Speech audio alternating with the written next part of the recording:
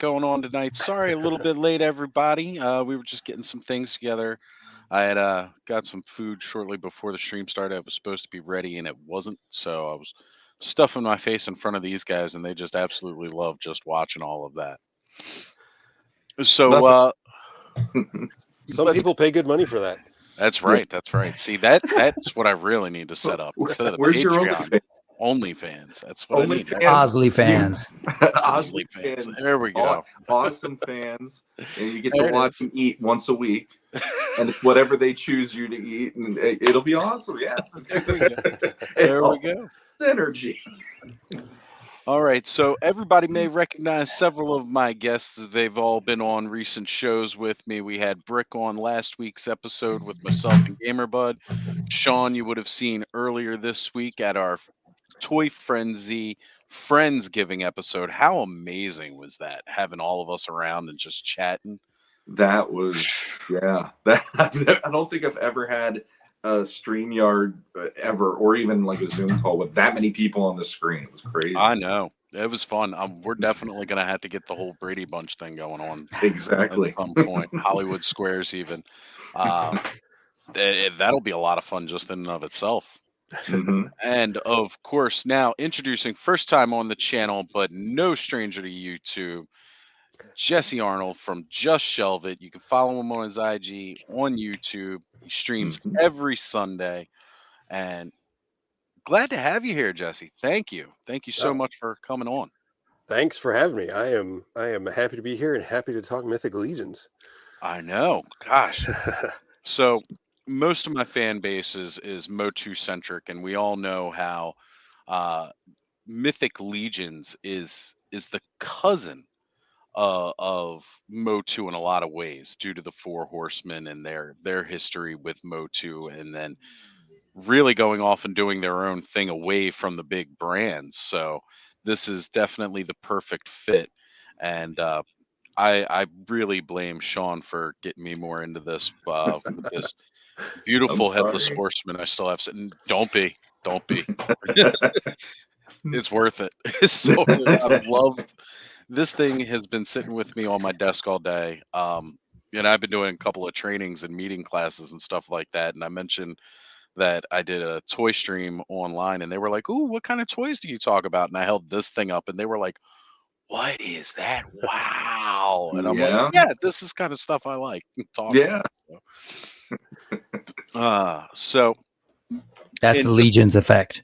That is, it totally is. I've felt it now, and it's got me. Like it's really gripping me here. I'm like, "Ooh, God, I want to get deeper into this." Yeah, right? Exactly. That's the thing. Anytime you or Skelly Vader have invited me on, I always end up in a tangent on Mythic Legions. It's where my heart goes, and I can't help it. But then I also feel like I'm supposed to be talking about Motu. I should shut up now. But then I go, but then Mythic Legions, and I keep going, and you guys are both like, don't keep tempting us, Shawn. I'm like, the Mythic Legions, come here. So yeah. And we even did a bit of that at Friendsgiving. We did. Yeah, I'm just that guy. So yeah, sorry, but not sorry. Hey, I'm totally down with it, and I'm looking forward to many more conversations like that. So right before I get into jumping into the chat and seeing who all is here tonight, I did want to show this, as I don't show a lot of my personal life on social media too much. Earlier today, I'd posted a picture of me and my son. He came over today, and by the way, he loves the Headless Horseman figure. And since a few weeks ago telling me he wanted to be a toy collector, now I'm really scared about Mythic. But we're gonna dissuade the fear tonight. We're gonna kind of ease off of it and let everybody know it's not as scary as you feel getting into this. So but he drew me a little bit of artwork himself today. I don't know how much it'll go on there. He's been getting into dinosaurs a lot more again. Nice. So he had done this at his public library. It's a rubbing of Spinosaurus, and he just immediately wanted to give this to me. and I wanted to share it with everybody because I think that thing looks amazing. I'm also realizing I haven't turned on my desk lamp here, which normally lights me up a little bit better, and would probably make it a little easier to see this here. So Oh, there, I guys. thought it was a thing we were doing. Like it's real dark up there and real bright down here.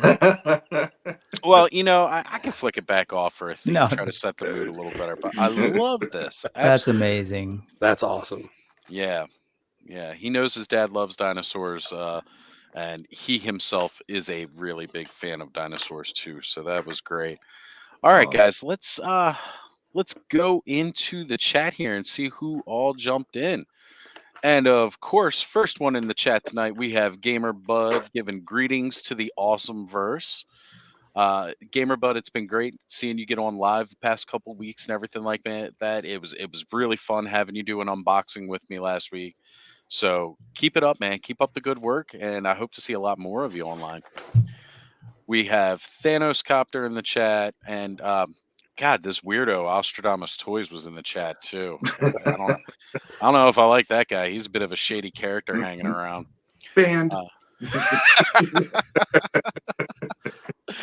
And Duchess of Darkness is in the house. She actually just released a very, very awesome Thanksgiving horror story today, guys, on her channel. So if you have Nice. not given Duchess of Darkness a subscribe, definitely head over to her channel and check it out. It's a great, great story. And we have Oh, Curtis Ackerman in the house with us tonight. New to the That's chat. Curtis. Good no. to see you, Wow. Curtis. That's a name I haven't heard of in a long, long time. Like 2 weeks. And Ray Black is in the house. Thank you for coming out tonight, Ray. Absolutely great to have you. We have Damon with us here, everybody. Again, follow him along on IG. Great toy photography. Got a couple of different pages on IG, and they're all fantastic. My big sis is in the house. Carol, hey, it's good to have you here. So I think this is actually kind of a rare occurrence where well, no, that's not true because a couple of my other friends jump in as well, but just having more and more of us Baltimoreans in and around, Shawn, since you're here. Born and raised until 8 years old. So there you Yeah. go. Yeah. All right, scrolling down, looking for different names here. Guys, tonight, Curtis has hit me up because we were running a bit late on the chat here. Not technical difficulties, unless you, consider the people at Royal Farms not having my food ready for me. I mean, I guess that's a little technical, but yeah. So yeah, scrolling down here a little bit more. Tonight, I'm not going to be able to keep up with the chat as well as I would like to. I'll try to grab as many of you guys as I can, especially if you have some questions about Mythic Legions and everything like that. I know Jesse and Shawn, they're going to really be leading the conversation a lot with that.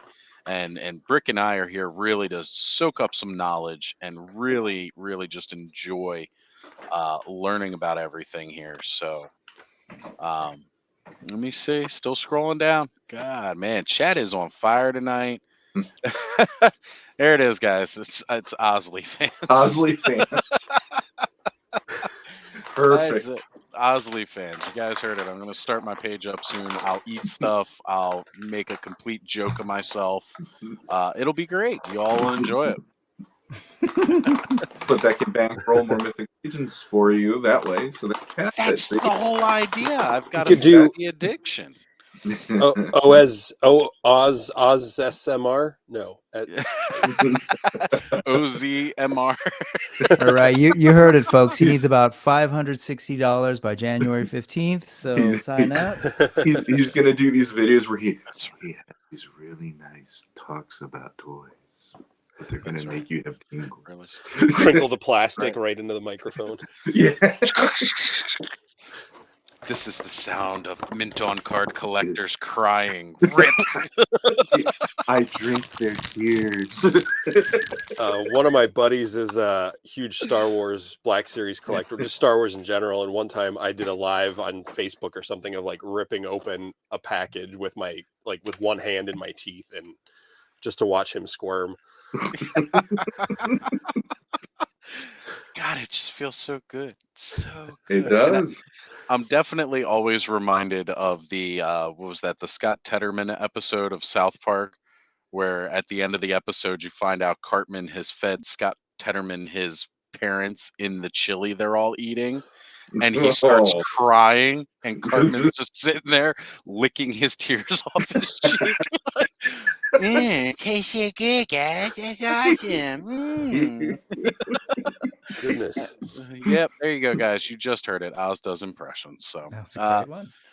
we've got figuratively speaking in the house, and absolutely awesome to have you here. As a matter of fact, he's going to Mhm. be kickstarting his YouTube channel. He was originally going to wait until like the first of the year, but now it sounds like he may wait, may just be right after this upcoming week. So everybody, get a chance, like and subscribe. Figuratively speaking, we'll definitely, if you can, post it in the chat. Post the link in the chat. That way, everybody can go jump over and grab a sub on your channel. And Curtis saying he's seen Shawn more this month than he has in the last several years. It's not a bad thing. I mean, it's kind of the same for me. I've done quite a bit more with Shawn this month Yeah. than I have since we met a few months ago. It's awesome. It's that Indiana Jones, I'm a bad penny. I just keep turning up, like it's that Hey, thing. you know, it's all So good. I'm glad to have the riffraff and the trouble around. sure, still villainy. Yeah, All right, so Gamer Bud, Mythic Legions always of with the the friends of universe. universe. I'm all for it. If Mythic can just go ahead and buy Mattel, it might smooth some things out. I don't know, and I do mean I want the Four Horsemen to buy Mattel, Yeah, not the agreed. other way around. Agreed. And Curtis saying that his two loves are Mythic Legions and Mondo Motu. Well, I mean that's kind of just we will spend a little bit more time talking about Mondo tonight too, because oh my god, they just made everybody nerdgasm all over the internet today. Hmm. Nolan's in the house. Nolan, glad to see you made it. It's good to have you here, brother. It wouldn't feel like an episode of Ostradamus Toys live without you guys. All right, here we go. It's Dala scary. That's true. That's true. See, I'm gauging how far behind in the chat I am by what they're talking about as I scroll through here, and how much of it is keeping up with what I've said 20 minutes ago now. And then I see here Danny Phillips has also joined us, jumping straight in, just saying hi to everybody in the chat first, and Danny actually sent me some pictures this week. He just got his Mondo Shira. So talking more about some Mondo right there. God, that is a Whew. gorgeous, gorgeous figure. Rick is just like, don't talk to me. Put my blinders on. No, I'm good. Yeah. I'm good. I'm good. I've got discipline. You I are know toy I've got to get collectors. There's no such thing. $560 by January 15th. That's right. That's right. Come on, Brick. We'll do an Osley fans together or something. I'm There just you going to go. convince you all to buy those things and let me see them and come over and play with them. That's it. There you go. There you go. Well, I was going to say you could take the bricks and hold them up to the mic and make that noise. And like I said, I'll make other noises, and we'll make tons of mint on card collectors cry. That'll be a great. I think I would just want to do a stream on that.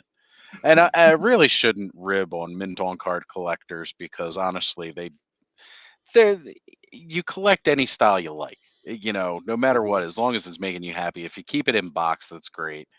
I just prefer to take mine out, open them, play with them. My son plays with them. It's fantastic. But if you like keeping them in the box, keep them in the box, because you know what? One day yours is going to be worth a whole lot more than mine. Yeah, Yep. that is true. Excuse me, guys. So Thanos wants us to jump in deep on the lore, and it's probably the best way to sucker him in. So I got news for you. We're definitely going to be talking a bit about the lore too.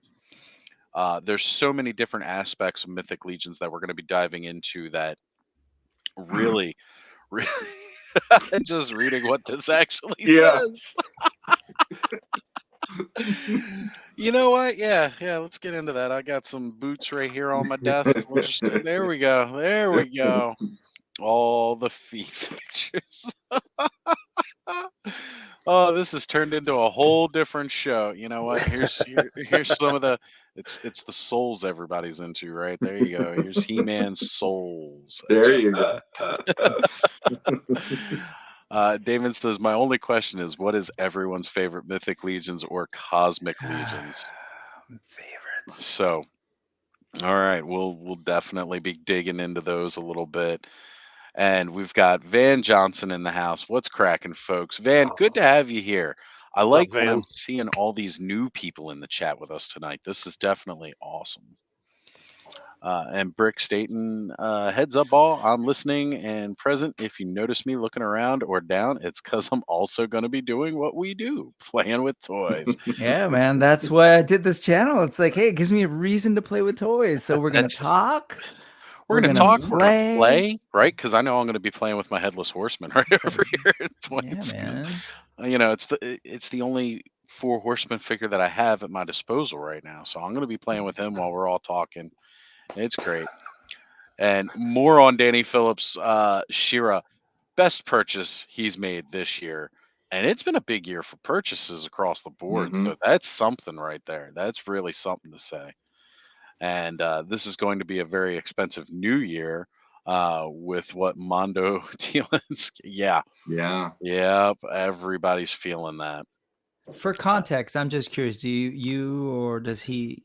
How much are those figures going? How much was Shira? I know Battle Cat's on the more expensive side. Just kind Shira of. was 235, I want to say. Yeah. Deluxe Shear Okay. was like around the 230, 240 price tag. Okay. Okay. Just a little bit cheaper than that deluxe He-Man.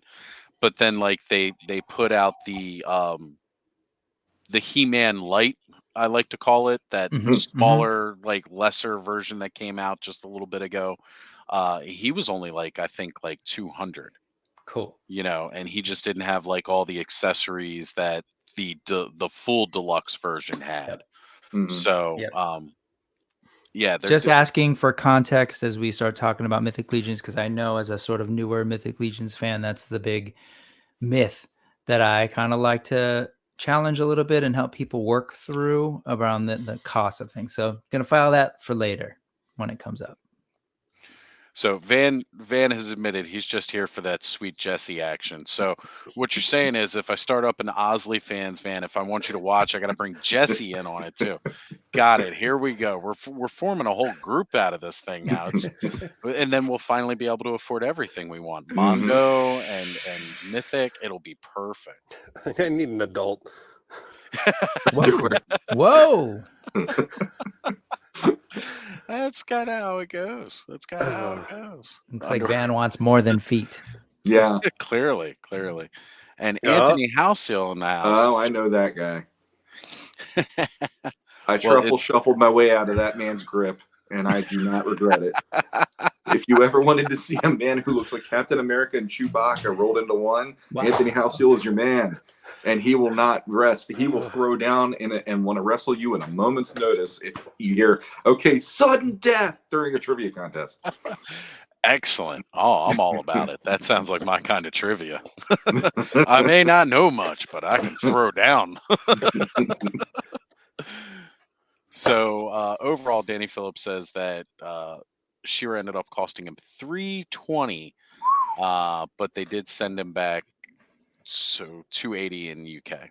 Okay, yeah, because Danny is overseas. He is in the UK, which definitely means all the more to me that he likes to show up and watch the show, considering it's 9 o'clock here and they're 5 hours ahead of us. So, Danny, thank you again for being here. I really appreciate it.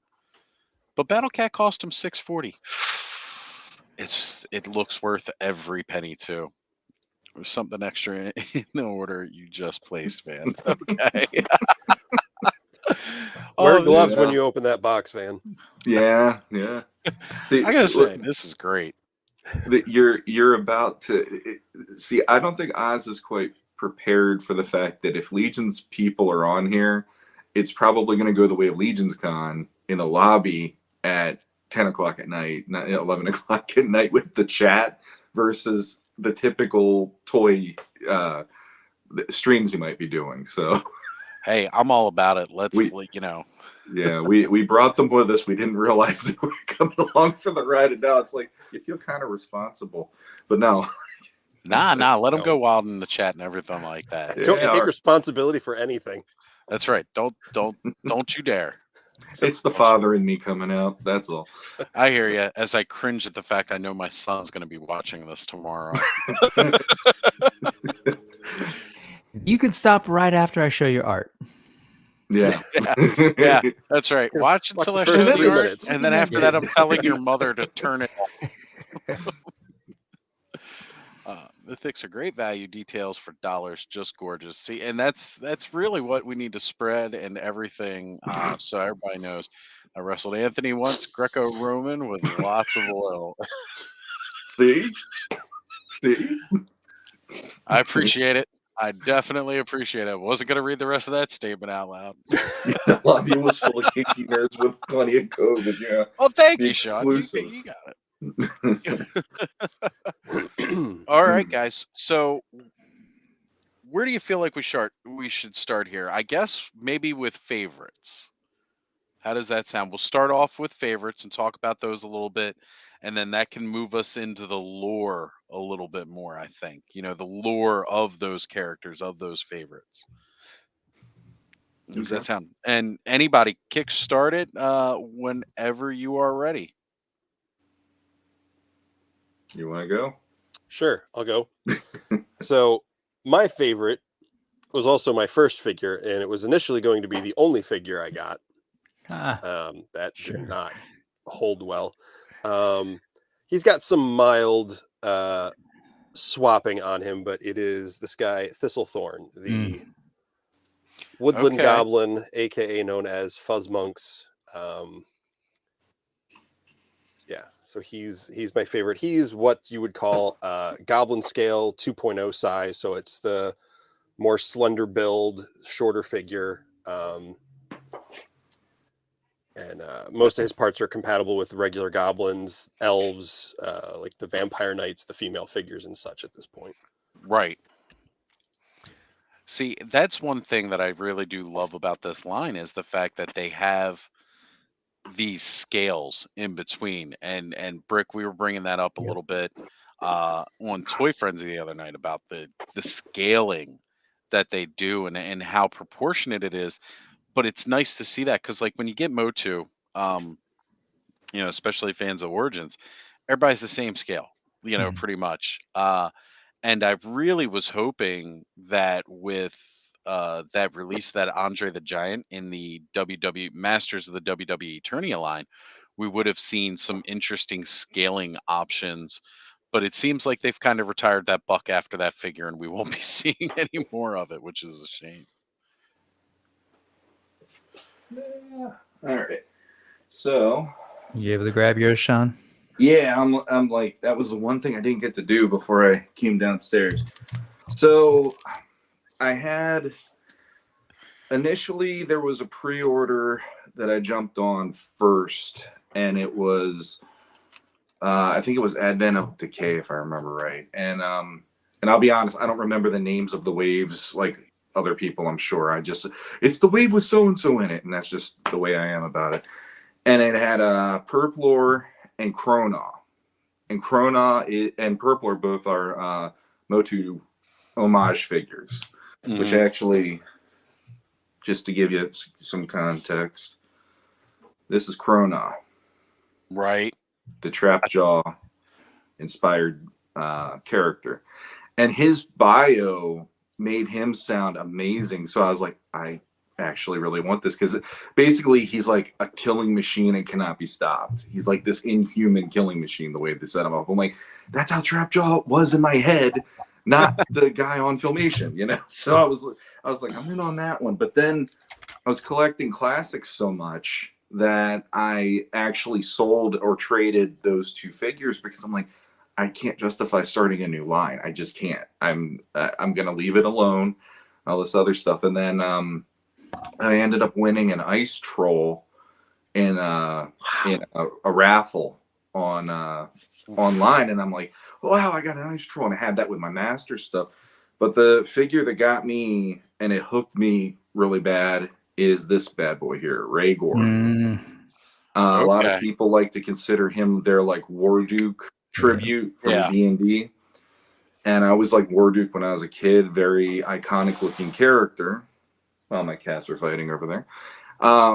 But the thing is, like, he looks, to me, it's like he, when you look at him, represents a lot of the elements of what I think work about the line, not just, oh, he's a Warduke tribute. Because there is this, like, he feels like he's an adventurous character. mm-hmm. He also has this the mysterious vibe going on because of that helmet and stuff, and just, I don't know. There's like so many things, but then I love that he's colorful. He's got the Superman colors kind of going on, the red and blues popping all over, but he's got black in there. And I know I didn't put his traditional shield on. This is actually just one I have on him because when I first got this figure, he fell and the shield broke. And then I was literally in my basement at 11 o'clock at night, like yelling, no! Because he has the only shield that's different than all the other Mythic Legions. He has a dragon on his shield. Mm-hmm. And that is a clan, or that is a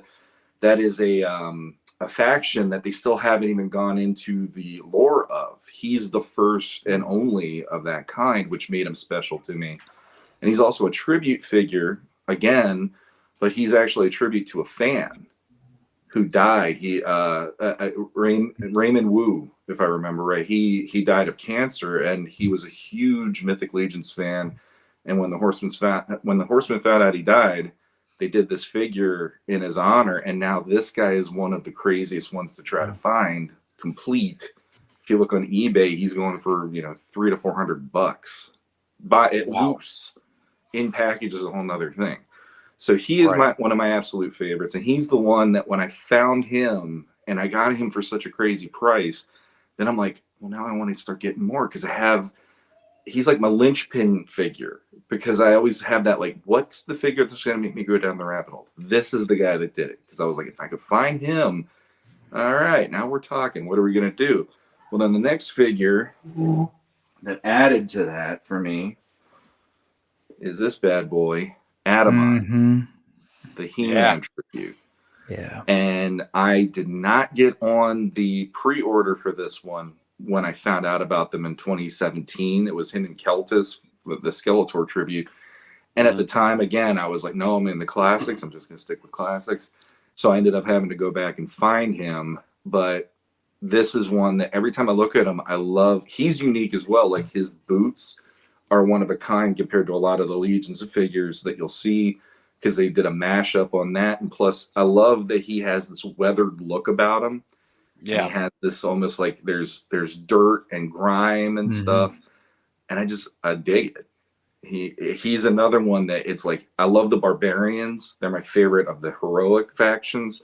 So he just like encompasses what I love. And plus, I mean, the fact he's a freaking He-Man homage. Why not? Why wouldn't that be one of my favorites? Because He-Man, I agree.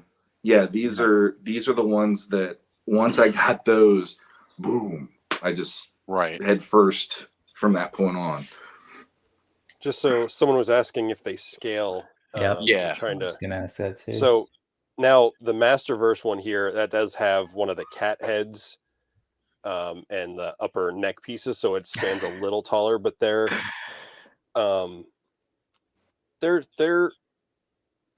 they'd be taller people in Mythos. Even if it was just the regular head on there. Sure. But scale wise, they're not that far off. They would just be like a taller. Okay. Yeah, that question was, I was looking at what Danny was asking, and that's what I do. That's my shelf is Masterverse, sort of at its sort of in this new incarnation of my action figure collection.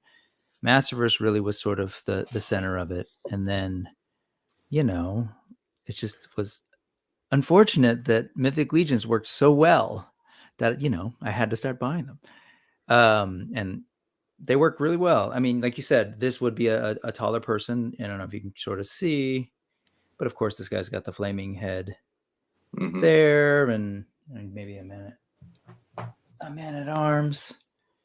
And I'm cheating If you're wondering, these are not the original heads on the Masterverse either, but That's a you get the badass idea. head. That Duncan head is awesome. I love that. I agree. That This is is gorgeous. the blue steel. Blue steel. Yeah. Yeah, look at that. Get them focused. Anyway, they absolutely work together, and at least they work really well on my shelf, and I love it. I love it. Excellent. Excellent. Should I do favorites? Well, I just wanted to say real quick here briefly that Shawn was showing off the He-Man tribute figure, and that Mhm. really did catch my eye with Yep, these early on was same. the tributes they did. And I was kind of starting to lean towards it, but again, I missed the wave. So I started to look into it on a third party market where I was just like, ooh, I don't know about these guys. Cause I mean, like, whoa, wait, what's this going on here? What's It's the eye. happening? Uh-oh. Oh my goodness. What is this? I Okay. oh Oh my my goodness. God. Eldor has joined us tonight. Oh, Eldor. sorry.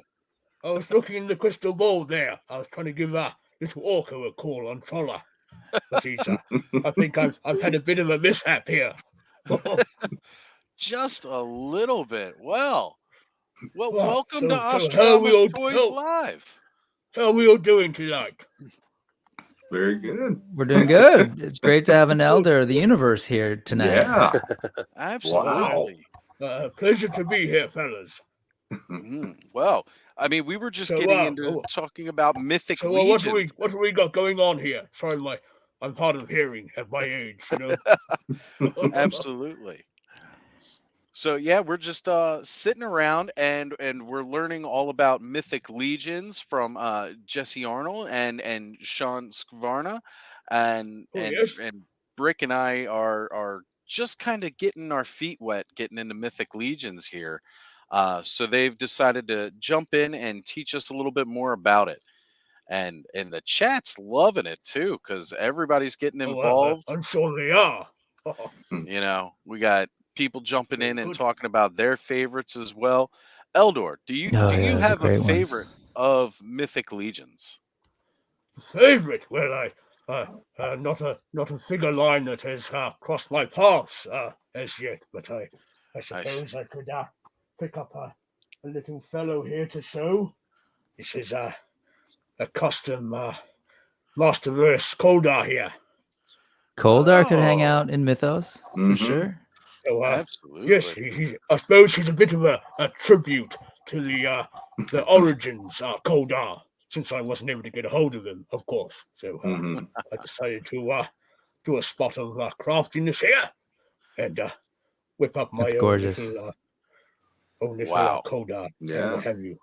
That is fantastic. Well, great to see it. Excellent. Very Excellent. nice. I'm sorry about the quality being all the way over in Eternia here. I think the time lag is affected somewhat, but bear with me. Well, absolutely. And again, thank you for traveling all the way, even if we were a misdial here on the Eternia phone line here. But wow. There's old Castle Grayskull there, so that's where I am currently. That's gorgeous. Oh. By the way, is the sound okay? Sorry, I realized that you were on the wrong things. Am I okay? Too loud? Too quiet? I can hear you. I can hear you fine now. You're I all think. good. Okay. Want Yeah, to make sure it gets all the way to the clearing end up of the somewhat, universe. I suppose. Yes, I'm on the great eye of the universe at the moment. It's behaving itself so far. What? The great eye of the universe. That's what I was trying to remember as you Yeah. came on. I've been learning a lot. Oh. I had some favorites that I wanted to share, and I think it kind of opens up sort of what I love about this line, or what I love to share about this line, since Danny was asking about scale, and you mentioned this earlier. I love the fact that there is so much variety in Mythic Legions. And so on the one hand, more recently, we've gotten a little, this is Krotos. Mhm. I think, Eldor, you might be able to give him a run for his money when it comes to magic. I'm this sure. amazing sort of fawn, and you can sort of see his feet. I did Oh, recently yes. did a video about animal warriors of the kingdom, and I'm a little tangent, but I'm really into anthropomorphic animals. So then on the other hand, you have Mhm. this Oh, shadow blimey. equidron, and I think Yeah. this was my favorite. Originally, my favorite was Archimedes, which is a cyclops, and then I got this, and I'm like, no.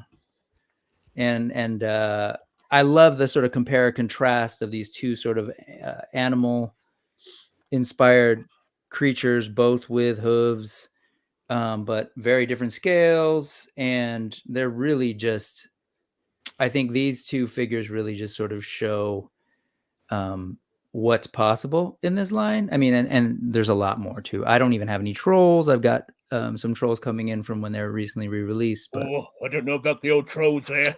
Bit of bad so news. just it's amazing what's here. And absolutely, we've got Wow. barbarians, we've got gladiator types, we've got humans, elves. I love that variety. And then of course the scale. And we'll get into a little bit more about sort of how you can switch these out, but I love that you can use all these parts on other figures and just kind of go with it. Mhm. So yeah, those are the faves at the moment. Awesome. And Jesse, I know you were bringing something up to show just a little bit ago there.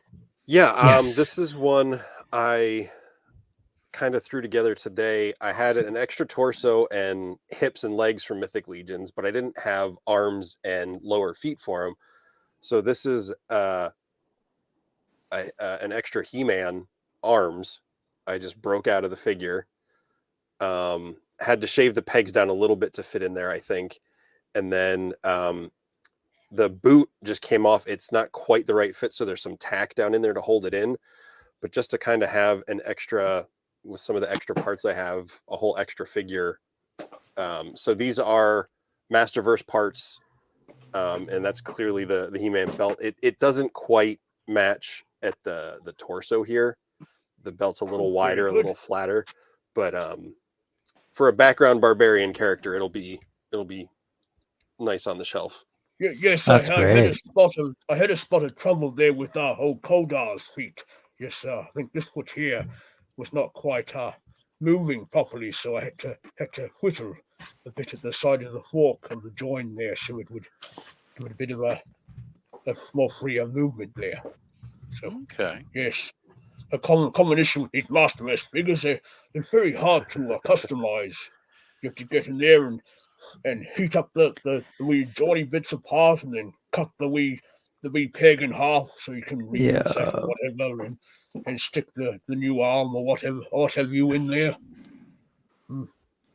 I'm going to need those lessons both from Jesse and Eldor. I really love to pull apart some of these Masterverse. And I think, we're straying a little bit, but just in terms of, we started getting at the pop and swap nature of the play feature, what I call play feature. Again, we were talking earlier, I'm a Lego person, hence the brick something name, but there's something about that play pattern that I find fascinating, because at the end of the day, I can make the character that I want to see, right? Yeah. And so all of these different features that you can sort of customize and pop off heads and, everything, arms, legs. So to go back to Masterverse, it was such a disappointment. The figures look great and I love them, but the how challenging it is to kind of start moving things around on those. You can take off hands, you can take off the heads pretty easily, but beyond that, it's going to take some work and potentially damaging the toys. I was especially disappointed because just right before that, they came out with Origins, which is beautiful, right? You can pop off the arms and legs and the armor. And, I don't know if I've said this before last time we were together, Oz, but Mattel, if you could do that to these figures and make it so that we can pop like arms and legs off, I guarantee you I'll be buying more than one of each one. And especially many people popping will, the shoulders off there too. Yeah, would make things easier. And we'll be moving things around, and I think that's where the Horsemen figured out something beautiful in this in these Mythic Legions figures, and that, yeah, we want to pose things. We might want to play with things, take photos, but there's something about making these characters ours, right? And sort of recreating, things that we remember from childhood. So you see people doing tribute figures or doing new things. I mean, it's right there. If you take a look at these figures, I mean, these are the Dungeons and Dragons figures you were role playing as. So Mhm. it's no accident that a bunch of, grown D&D fans, role-playing game fans are looking for, these types of characters and are like, oh, I think you'd have a better looking arm with this, and are doing this whole customizing thing. And I go back to, I was born in 76. I had uncles who were into D&D, and they had all the miniatures and they were painting.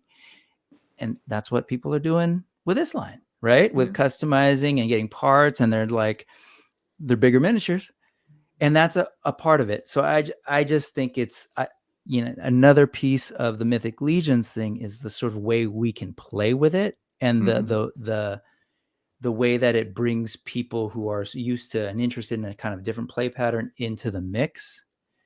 And I this whole idea of making customs, it's actually, I've heard Jeremy Gerard use the term LBC. I don't know if other folks use it pretty commonly. To me, that's, Long Beach, but I'm from Southern California.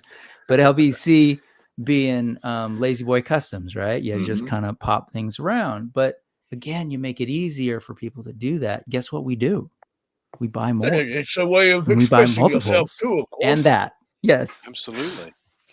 I mean, There's again, a lot from there. one of the things I come from a artistic background with, drawing and loving that, and I really do have a passion for the arts.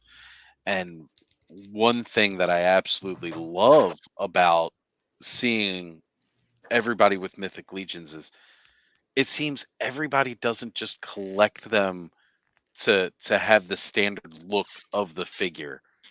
Everybody's customizing everything. Mhm. And I absolutely love that.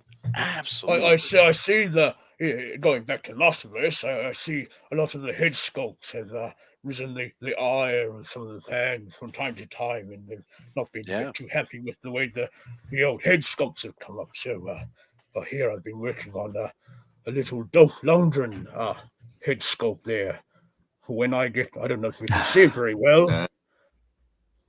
So when I get that movie He-Man next year, I'll pop this head sculpt on that figure. Of course, That's amazing. taking off his hairdo, as it were, and plonking it on this new one there. So a bit of a mix and match to make him look good. Yeah, if I had yours, I wouldn't have to make my own. Yeah. Oh yes, I see. Ramen is it? Ramen Toys have come up with their own Dolph Lundgren head sculpt. So they showed their top, I think, last night, whatever it was. I really like that. And we're jumping around, but with Masterverse, like I had no idea they'd ever get close to going back to that motion picture. So I was like, oh wow, that's cool. That's close. Let me go get a cape and make my own. And I guess this goes back to the point, back to Mythic Legions and just play patterns. Make it easy for us. And I think they might see that people are gonna, those peg warmers may not last as long. I think. I know a lot of people who are doing especially it. Especially with popping the loincloths up, they have to heat that up really hot, and you have to pull the loincloth off first, and then the belt. Then you risk ripping the little notch where it fits in there, so it doesn't move about when you do the old torso twist. So popping that off would have made things a lot easier. Rather than working over a hot stove, as it were. Yeah, when I started getting into classics, it blew my mind that they were giving multiple heads to figures, and I'm like, wait a minute, we can do this now. This is crazy, because like I grew up with He-Man had the rubber head, and it was in there, and I think I had one at one point where I pulled it out, and then I'm like, how the heck do I get this back in there? And I gave up. I didn't want to even deal with it after that. But like, for instance, like this. This is the ultimate He-Man that Super 7 did. The fact that he came with three head options. So you had the original Classics version, you had this one, and there was one other one. I can't remember what it was. Maybe it's only two options. I forget. I'm sorry. But the fact that these aren't his real boots. I was already popping and swapping with this line because the ankles were driving me crazy. Because you're paying, and granted, when you start collecting it, if you were buying it through Matty Collector, you were paying $20-$30 a figure. I got into it where now all of a sudden it's, you know, a lot more than that. And here I am finding these figures with these loose ankles that were driving me up the wall because, you know, I put them up on the shelf the next morning, they're on the floor. And I'm like, I spent how much for this? And now it's just going to be on the floor and chances are I'm going to break this. So I started becoming a crazy person, finding ways of fixing the boots. And Jesse's laughing his butt off because he's heard me multiple Saturday nights going, yeah, I know you hate loose ankles. I get it, you know, but it was the bane of my existence. If you're buying these figures, everything else is really nice. And then all of a sudden these loose ankles were making them ridiculous. So I would pop and swap ankles on every single He-Man that I had to make them proper and make them at least tight so they would stay on the shelf. And then all of a sudden Mythic Legions, it's like, well, now you can take off the arm if you don't like the arm. Now you can take off the leg and you put our armored leg on. And it's like, this was conditioning me to go, oh, this is what you think I'm going to do with it. Let me step it up a little bit. Because I'm the LBC guy out of me and Jesse. I do not paint. I don't do that stuff. I just more like, okay, here's a figure. Like, I just wanted to show this real quick too. So for example, Rhaegor, who I showed earlier, that's the way Rhaegor typically will look, or he has horns, the black horns that come out. So in the last couple of weeks, I decided I wanted to try something crazy, and I'm sure some people might find me crazy for this, but I ended up getting another one, and now this is my second Rhaegor. Wow. Not crazy, man. That respect. That's what you get. Respect. And I've been wanting to do this ever since I got my first one. I just never had the parts properly. And thanks to just recently, they put out the Unknown one. Mm-hmm. And I bought two of them. And the intention with the second one was I'm going to start popping and swapping and making the Rhaegor like a dark Rhaegor. I wanted to have it just red and black, basically. And then I even added in the cape that came from the Furious 4 figures that just came out. And so this is my second one. And the way I'm looking at this now, and this is my own headcanon, I ended up doing it where I want to make a Rhaegor faction where it's almost like the Mandalorians on my shelf. Okay. So this would be like, I look at Rhaegor, the traditional one, because of the dragon deal. I like the idea that he would be like the soul of the dragon with the color schemes he has. He'd be like the leader or whatever of his faction.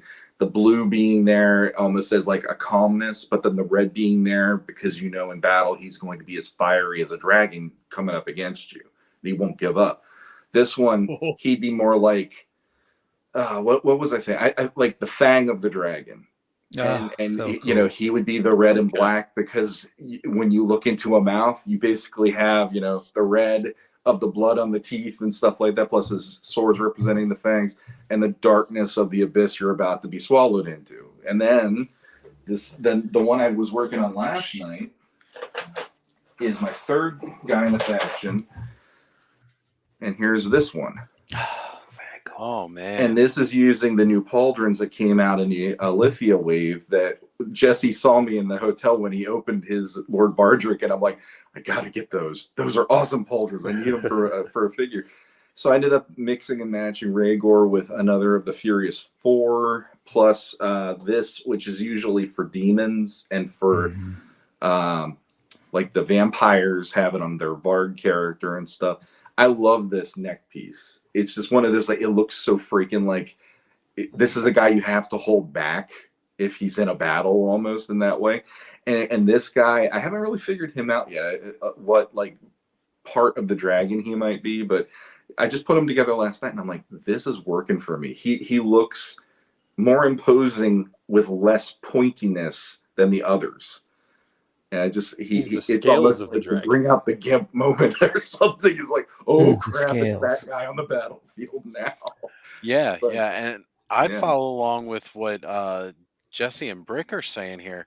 Definitely like the scales because he's got more of like armor to him than the hmm other two ones as far as looks go.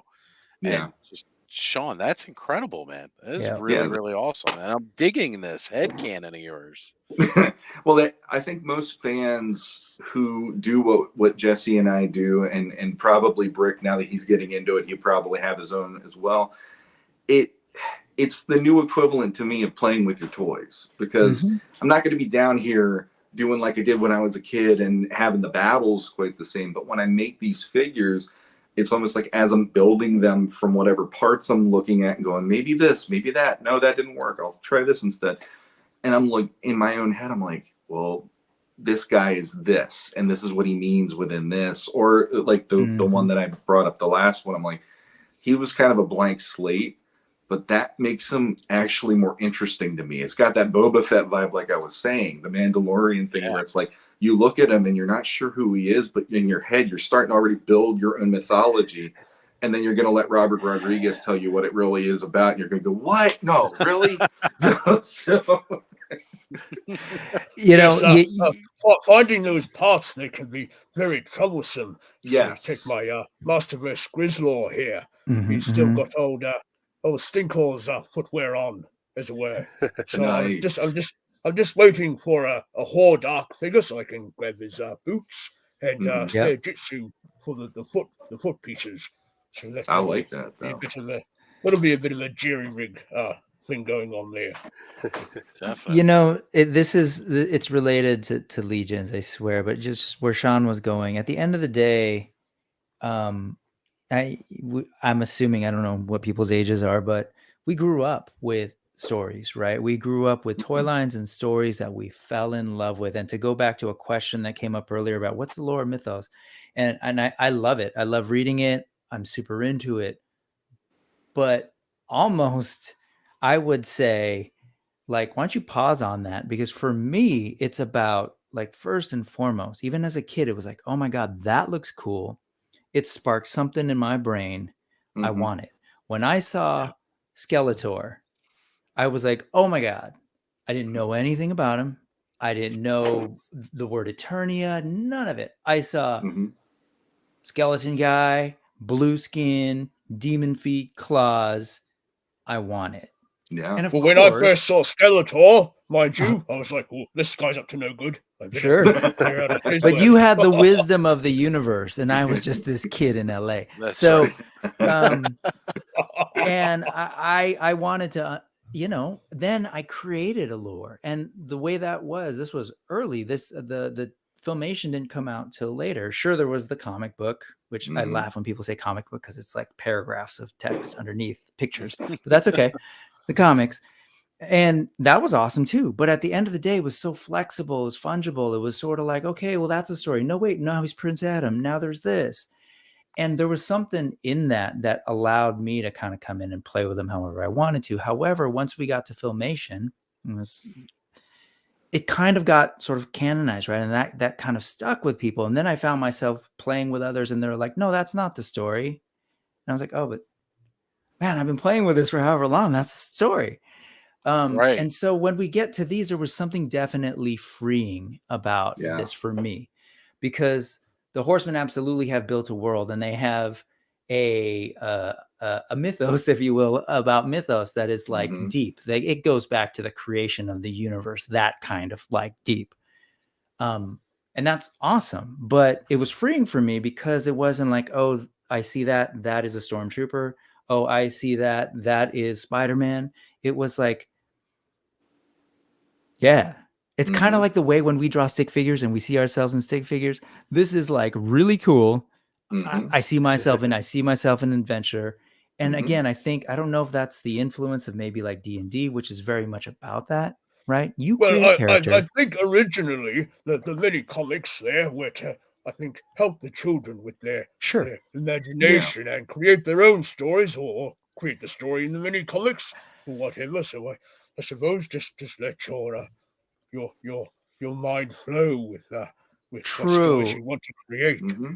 And I don't know what economic system you have in your part of the universe, but also Well, part of I that was tell they you, were trying to sell these the toys. economics of when I was a lad is nowhere near as good as it is now. Sure. And not trying to no, but I'm Look, just look, know. Mattel didn't even give us what is it that what's that big What's that? device that plugs into the sky TV? sleds there. No, the battle ram. Oh, What? Oh, Mattel okay. hadn't the given us the RAM battle ram connected to the yet. sled. So yes, Well, I think I was they're just having saying some that. issues with the old economics there. Yeah, I'm well, sorry. I guess where I was going with that with Eldor was that even then, when they sort of came up with this story, part of that was a way to market this. In fact, like my understanding of the history is that they didn't really necessarily have a plan for like a comic or TV show, but in order to get a retailer to pick Yes, it up, they had to kind of throw in an idea. Oh yeah, there's a comic coming, which is awesome. But I guess where I was going with that is that we're like kids, especially kids are storytellers. I was a storyteller, right? And I would see these things and all sorts of stories would come up in my brain. And of course, it would be helpful, sure, if there was an awesome story behind it that I liked. Mm-hmm. But sometimes it was just, wow, that's a cool character. I want to play with it. And that's kind of what I'm seeing here. And I really appreciate the Horsemen for sort of, it's interesting. They've created this world, but as I'm hearing Shawn talking about his faction. We've seen the precedent, right? We're talking about like there have been people who've created clans and things that eventually kind of start to find their way into the actual sort of story, or fans are, start to become characters in these latest releases with this sort of ogre scale and even with the what are the Furious Four, right? Yeah. And that's awesome. But at the end of the day, if you look at that, it really is, oh, well, the fans are doing this thing. Yeah, sure. Let's bring that in.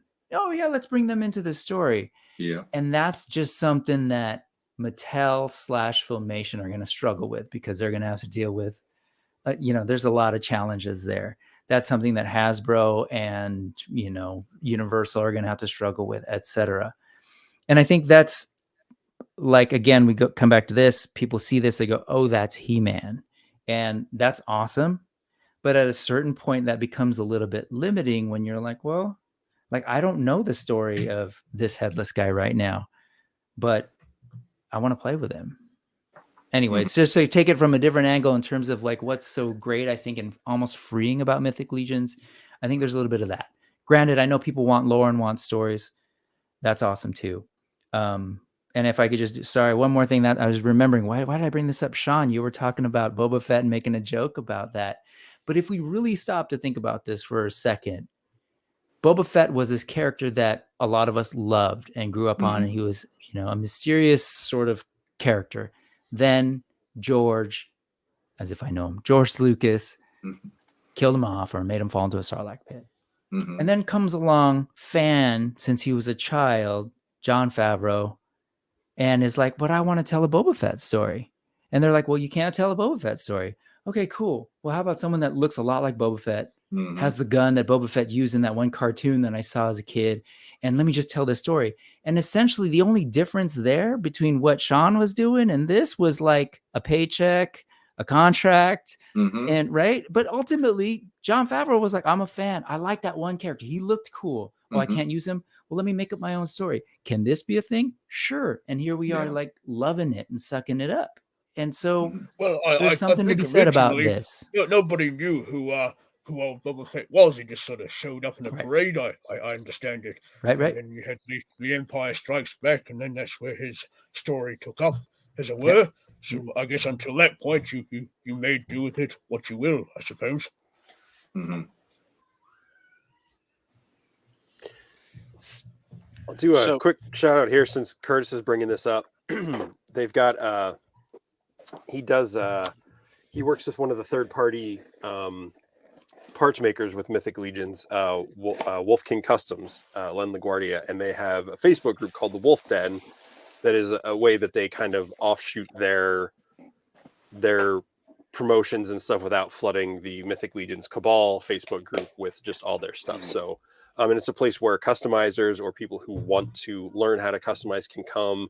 They do like live sessions where, you know, a bunch of us will just be in there working on customs at the same time and just talking and hanging out, you know, like this, but while we're working on stuff.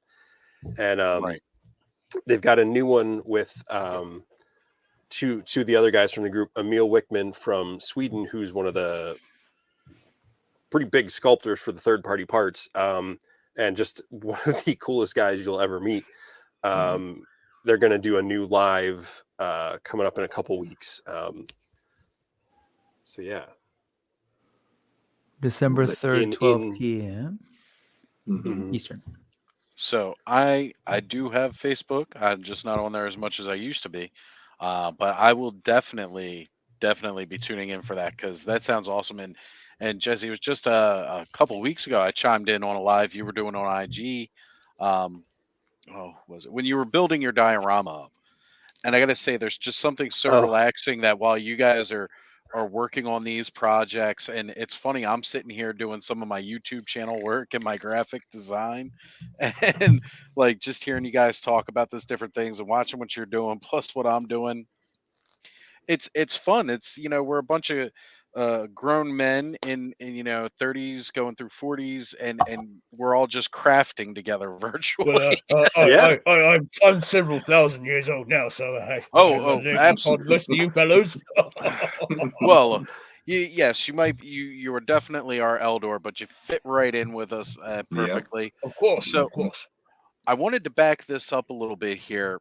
So and it's been brought up several times, and for us uninitiated, um, so Damon's asking if you guys can explain the Furious Four a bit, and I believe even Curtis mentioned that somebody had said somewhere in the chat here.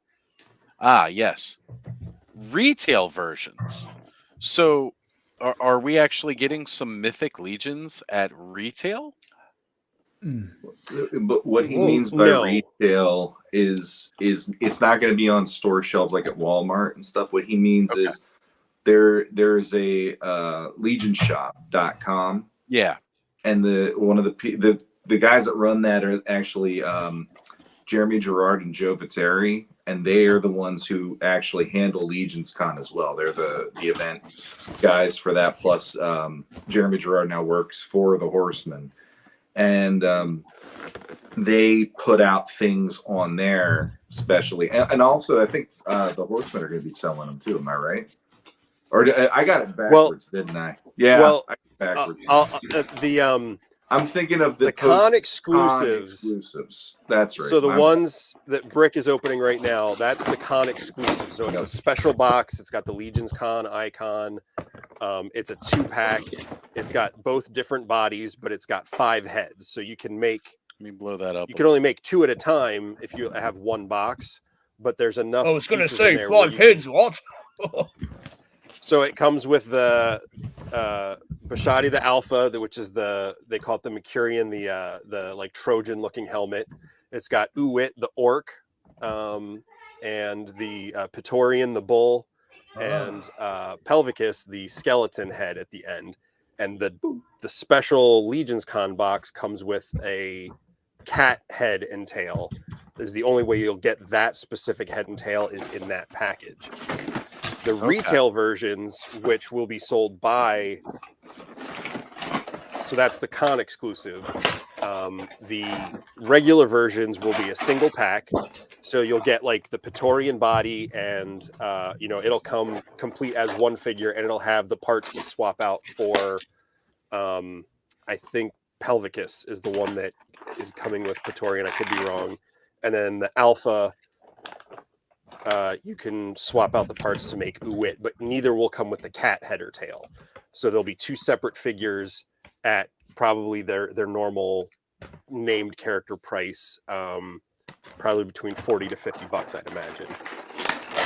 Okay. And those will be available through Store Horsemen, like the actual company site, sometime next year. And then I'm sure Well, I don't know. Because they did the same thing with Sir Gerard, but did they make Sir Gerard available to like the online retailers like Big Bad and all that, or was that strictly through them? I can't remember. I don't think they made them available on Big Bad, if I remember right. That was strictly like Store Horsemen. Because they released them during the reinforcement as a surprise. Yeah, they did like another release of that one, which I know people were hoping, and then all of a sudden he's there, and he didn't sell out as quickly that time, so people were happy. But yeah, like what I meant before was the post-con, they were still selling the sets on legionshop.com, but those have already sold out after the con, like within probably like the first day of them being up there. But Store Horseman, as Jesse said, check it out. That's where you'll get them straight from the Horseman. And the beauty of that is when you get them on that site, you're paying the lowest possible price you can. The Horsemen are able to allow. And that is a really, really, really good way if you're just getting into this. If you find a couple figures that really get you excited to want to pop them open and start going crazy with them, try to stay in the loop, get email alerts, sign up for the newsletter on Store Horseman, because you will know when things are going to hit, and you're going to be able to get them, get in, get out, boom. They'll be shipped to you when they're able to be shipped, and you are going to get them at the best possible price you can, other than trading with somebody on the Cabal. So, I heavily think that is the best way that you can do this, and that is a pro and a con of the line. If you're a completist, this line is going to eat you alive. Yeah. If you are somebody who, like me, where I got Rhaegor, and Rhaegor I would probably have never jumped on if I went on eBay, because like I said, $300 to $400 for that figure by himself. But I ended up finding a guy doing a listing for him, and he wanted like $60 shipped for his figures that one night. And he had Adamon in there, Keltis. And then I like after the fact, I was like, you mean I could have gotten Adamon and Keltis for $60 a pop instead of paying $500 for a set of these things at this point? So, if you go that route, good luck. But if you want to do this where you just jump in, it's kind of like comic books. You don't necessarily, in the 80s when we were growing up, you don't go and try to find the 1960s X-Men #1 and read from #1 all the way to X-Men #1 1991 issue. You jumped into whatever month you showed up at the 7-Eleven or the whatever, the newspaper stand. That was your first issue. So do it like that, open-mindedly. Just go on Store Horseman, and if they're having a sale, just find one or two figures that really make you go, "Hey, that's awesome! I really want to have that on my shelf." And you're not going to have to deal with some of that backlog, as long as you try not. Like I know Brick, before we started, before we went on live, he was like, "Okay, put the blinders up. I don't want to talk about Mondo and all that." Well, kind of do that with what happened previously. And the other thing too is they have all-star waves, and the all-star waves are like a heaven sent for people like me and Jesse and others who we've been in the line for a year and a half, going on 2 years ish, but there's plenty of figures from 2016 we've never gotten. But the all-stars waves gives you that chance that they'll have a voting process, and then at the end of it you'll have figures that were in earlier waves that now you can get them for like 30 to $40 again. So I rather fancy the Masters of the Universe nodding figures from the Mythic Legions, but I suppose it'd be good if you could get a few of those if you missed out first time. Unfortunately, though, the tribute, the homage figures, the Mythic, the Masters of the Universe ones that they did, they said that they're not going to do that with those. I'm sure there's probably like a rights issue with Mattel. They don't want to step on toes or whatever, so they were released once and done, which is why they don't put the smack on the old hand there, do they? Exactly.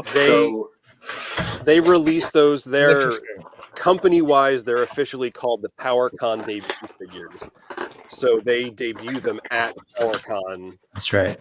and they've usually do 2 I see. homage characters, so they have them available at PowerCon, and then they're available for pre-order. If you don't go to the show, they'll be able to order whenever the wave that they're a part of comes out. So like All Stars 5 Plus last summer, they all got announced, and they had the Xenothon was the Stratos tribute, and Okiodos was the web store tribute. If you went to PowerCon, you were able to pick them up there. Everyone else that did the pre-order for All Stars 5 that had ended right around that time, they won't get them until they come out probably next, this coming summer, early fall, whenever they release. Well, I was out on the Eternium market there a few days ago, and I spied the Mythic Legions centaur fellow there, so rather the horsey looking fellow. So I'm thinking about him at the moment. So that may be my first dipping my toes into Mythic Legions. Yes, that's him. Yes, he's impressive. He the horse is the same size as all the other horses, the horse part, but the body, the torso, the human part of it is what they call it's their new scale. It's called brute scale. So it's in between the kind of standard what they call 1.0 and ogre, which are like the 9-inch ones, like the Shadow Equidron that Rick held up earlier.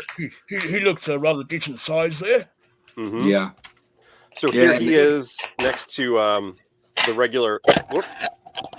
Oh dear. The regular 1.0 skeleton. And the craziest part is that a standard skeleton head?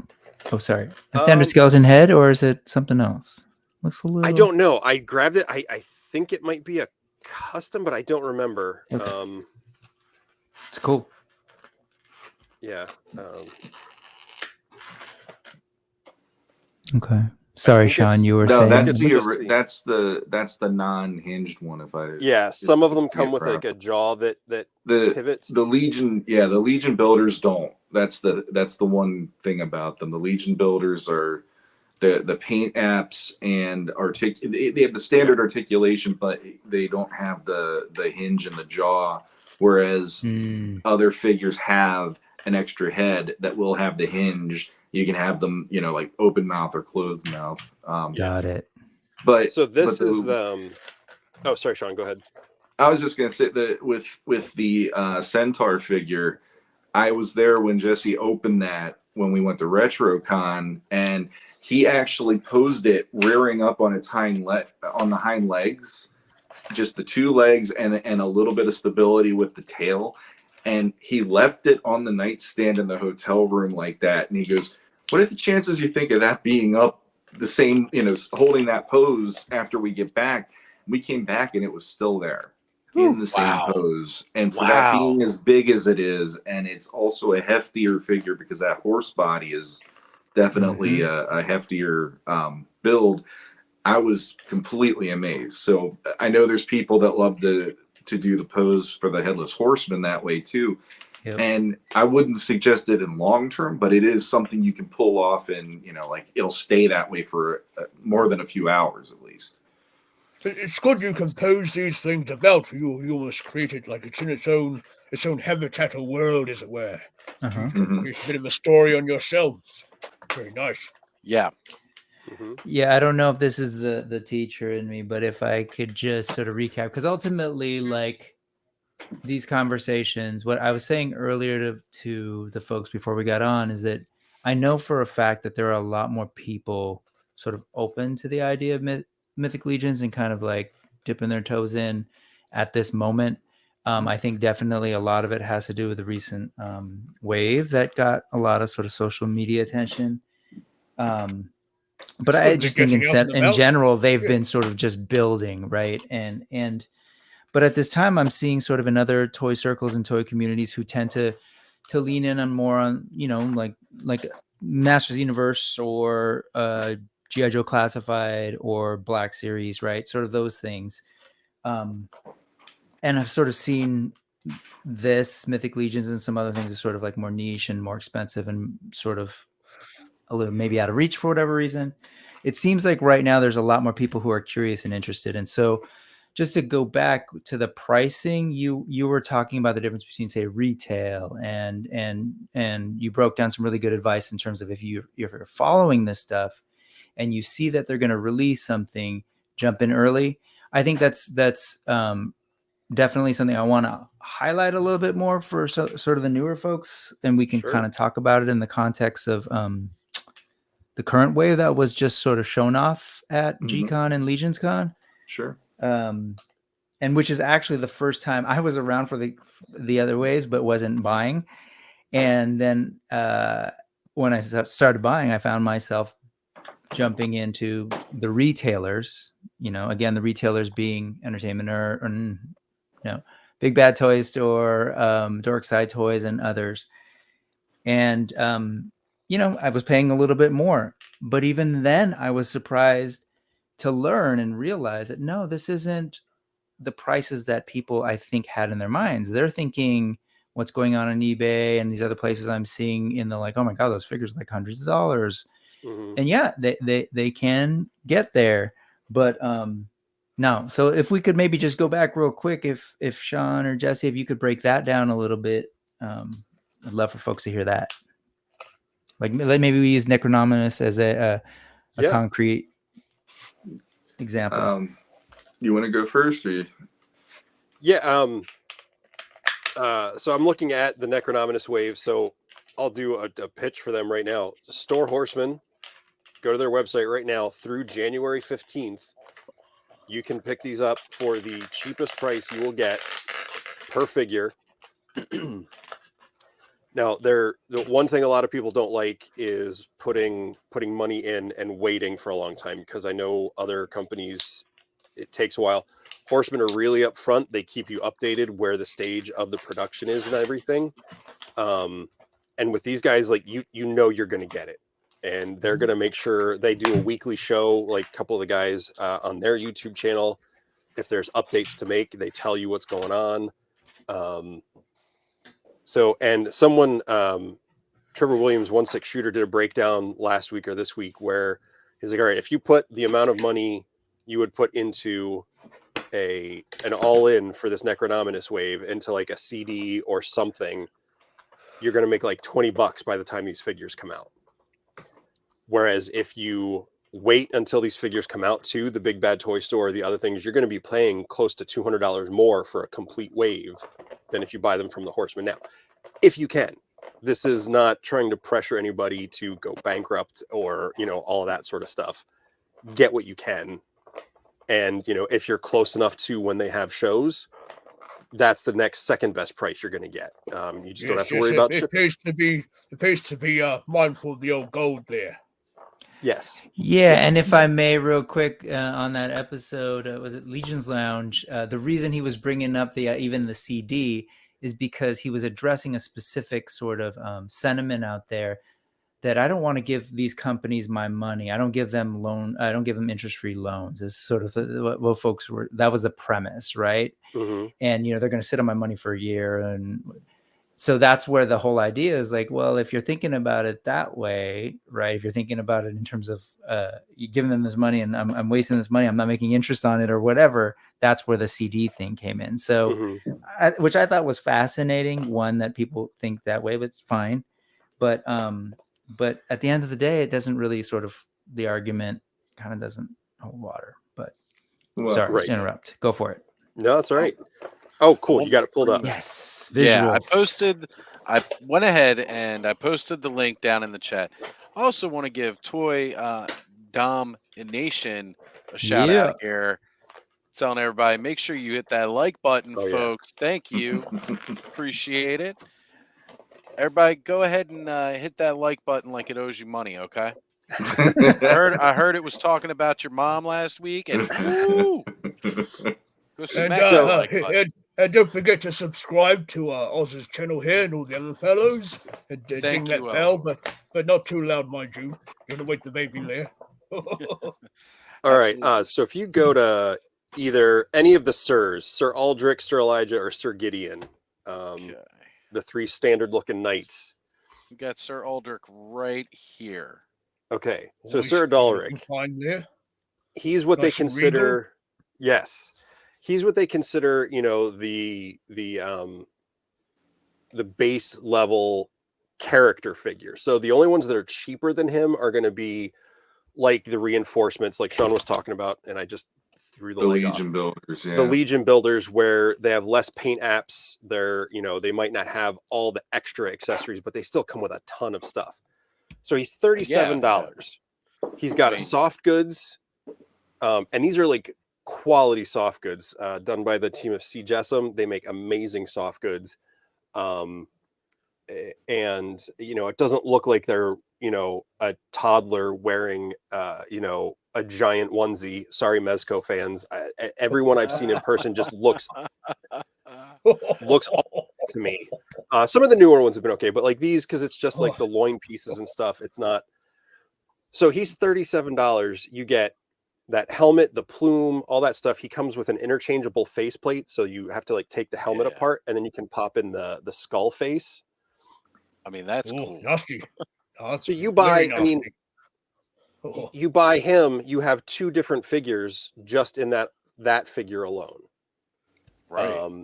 And he's got his bio with his story. So you go to Sir Elijah, who's the Templar looking one. So this is a new update to the Templars. His actual torso piece is actually soft goods that goes over the chest. And they said he's like a head to toe new sculpt.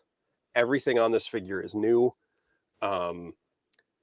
And so he's got the three kind of piece lower portion of the soft goods. But if you get multiples of him, you can take the torso off, pull that soft goods off, and he's got similar armor to what Sir Adalric we just had up, but it's probably it's a different paint scheme than that blue. Right. Again, $37 swappable faceplate, not between the two figures. Yes. Looking very sharp there. And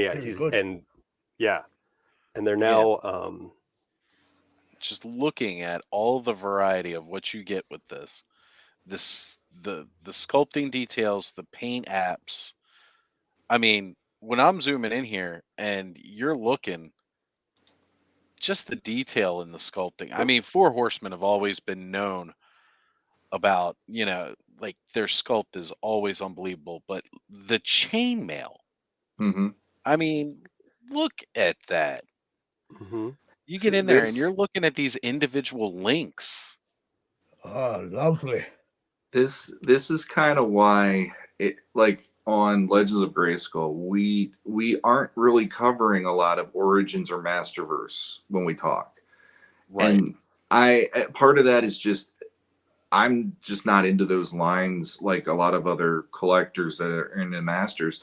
But part of it is now that I've dipped my toe in this, it's like I see the value for the dollar in practically every figure that I've laid my hands on. And if you're getting them at these prices, it's really not that much of a difference than if you're going to buy a deluxe Masterverse figure or whatever. There's only just a little bit in their shipping because they're not in the stores. But I'd rather have Necronominus and his horse than a Skeletor from Origins right now, because it's that whole thing, I guess, of like, as I've gotten older, the Horseman ruined me, for starters. The Horseman ruined me. 2000X ruined me. Because 2000X for me, when that premiered, when I saw Skeletor, when I saw Too Bad, when I saw Beastman, when I saw Man at Arms, I'm just there like, these are just like statues, but they're toys. Like, I couldn't get over that. The details involved in them and all that, and they didn't even have the same paint that Mythic Legions do, because they're very Mattel-esque in their paint jobs. And this, it's like they're bringing out all these details with dry brushing, and they're doing a lot of stuff in this that you wouldn't expect, and it's a $37 figure. Yeah. So here we have the 2000X Man at Arms there. Missing and he's one of my favorites. I was never. But I do have a boxed one behind me as well. But I mean, that even that sculpt, it still holds up to me, and that sculpt is 20 years old now. Yep. And it still works. And then when I see what Mattel is doing with the line, I love that they're doing it with the nostalgia behind it, and there's a lot of people who really are latching onto that. That's awesome. But in my toy collecting and in what has grabbed me and interested me, it's like the Horseman with 2000X got me. And then when they started doing the classics, it's like they're not as overly detailed as how 2000X was, but there is a certain aesthetic they brought to that line that I absolutely loved.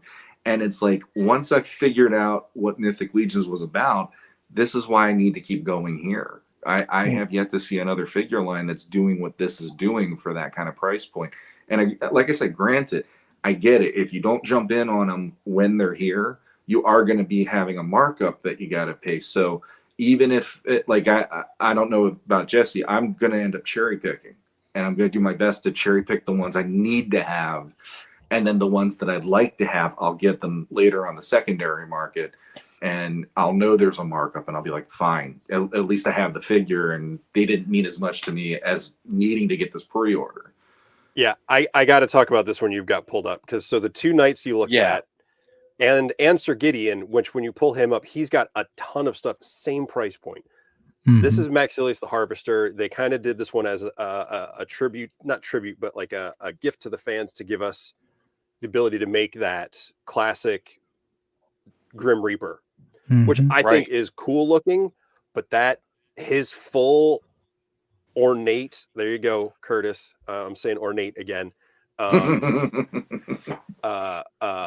All of that extra stuff on him and the fused skull, because like his race is listed as unknown, so he's of a species that we have not seen at this point. Because that skull there that you've got there, the eyes are fused, which I was very blessed to be able to get invited up to the table during the G-Con reveal of this figure.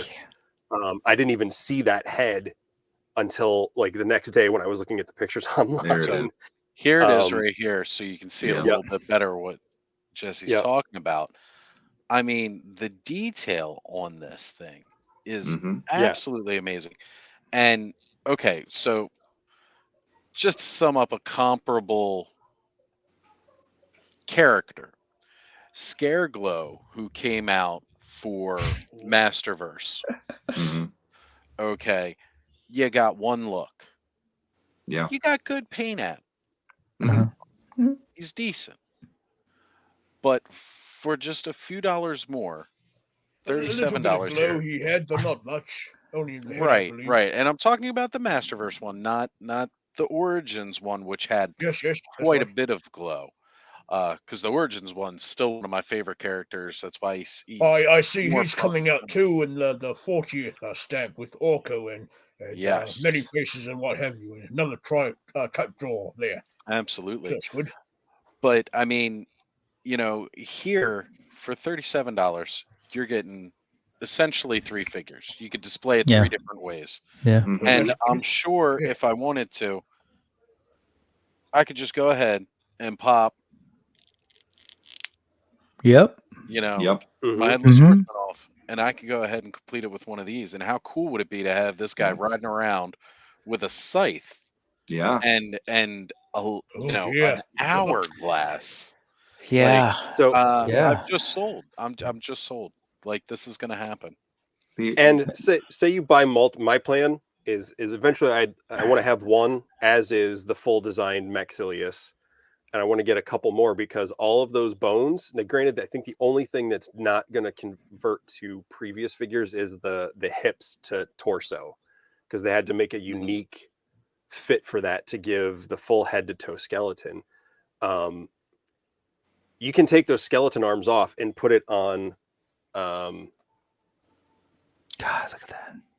You can take a Black Knight, like a standard reinforcement Black Knight, or any other standard 1.0 figure, and take any of those bone pieces and put it onto the Knight. So you could give the Knight just the forearm as bone, where up till now it's only been the upper arm that's been bone.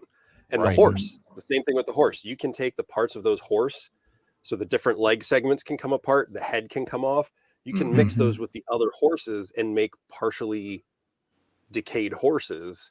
Yeah. Or that'll give you the trots, wouldn't it? What? Yeah. So you can take that Shadow Equidron head brick that you had and pop it on that horse and have a little bit of that flesh on there if you wanted to give it a little bit of a face. Or you Yep. could take that bonehead and put it on your Shadow Equidron and just make him look even more menacing. Yep. You know, Oh, so very frightful indeed. Which is great. That's like the compatibility again, to go back to what we covered with it, sort of the Yeah. pop and swap. Yeah. Real quick, Oz, could you go back to what's his name? Maxilius the Harvester. Yeah, let's just, there's something I wanted. If you could click on that 3 photo one. Yeah, and so just I'm looking at that, and again, you get 3 different looks, and I'm looking at that $37 cost, and just Mhm. you know, and I've used this talking point before to friends. I mentioned it, but this is the new Eternia Beastman, and I know it's different prices elsewhere. It's $32, I think, right now. But when this came out, and for a while, at least here in California and Targets, this was $40.66 or 69, I forget, cents. And I saw that price. It's $40. That's more than what that character, than that one you see there. And of course, part of the big sell for a lot of folks was like, oh, you can take this stuff off and you can create a more classic Beastman. So just on price point alone, these things creep up. Right now, you've got that spray painted black Boba Fett. You know, it comes back to Boba Fett from the comics. That's $42 in the Target here that I saw, and that's a Black Series figure. It's the one look, you know. And again, like when I hear folks say, "Oh my God, it's so expensive," it's way up there. It's crazy how Mythic Legions are.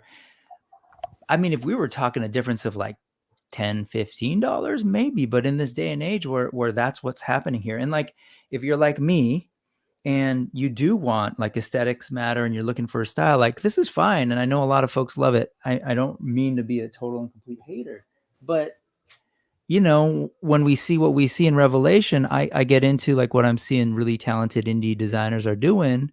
And I'm forgetting, but maybe close to what I paid for the figure for this. And of course, not everyone can do that. I recognize that. I recognize my privilege and sort of where I'm at. But that's what I'm doing at this point in time, as you know, in the age I am and the collector that I am.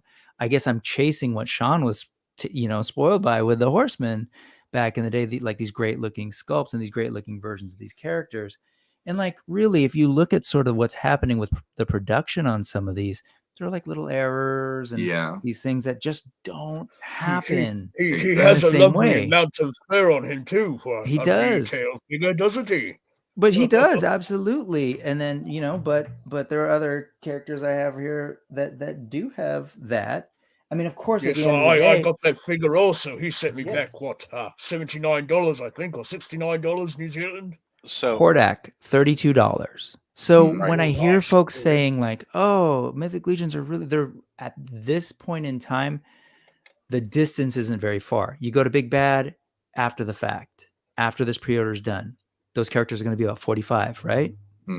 Likely, probably, yeah, 45 to 50 for the regular ones. $40 for this guy, 42 for a Black Series spray painted black, like Boba Fett. Like, what are we talking? Like, so there's that part of it. And then to kind of come back earlier, and this is not at all, again, a diss to anyone. Like, I'm not yucking anyone's yum. I think, especially now, we're adults, right? Our parents aren't buying us this stuff, so you're getting what you're getting, and you're earning your money. But what I heard earlier with a Mondo, how big is a Mondo figure? Is that 12? 12 inches. Mondo's pretty much statues. Yeah. But we're talking like roughly 10-inch, close to 10-inch figures on these guys, depending, right? 9 to 10. And all the articulations there. Same with Equidron that I showed earlier. He's a little bit taller. When these come out, they're not anywhere near the $200 range, right? And actually, if you go back to that go to the Necronominus wave. If you go back, I was going to say right here. Yeah, right there. You know, this guy, let me see. I thought I saw his size in here. I mean, he's a deluxe. Oh, not even that. Sorry. Oh, sorry. I thought I heard Shawn holding up the thing. I thought you were. No, if you go back, go to the Ogre Knight. Uxak. Yep. Yeah. So that's the same size as the Decebalus and Equidron that you were just holding up. Yep. But mind you, I should show you. If you take a close look at this, If you notice, the body is the same buck, Mm-hmm. repainted.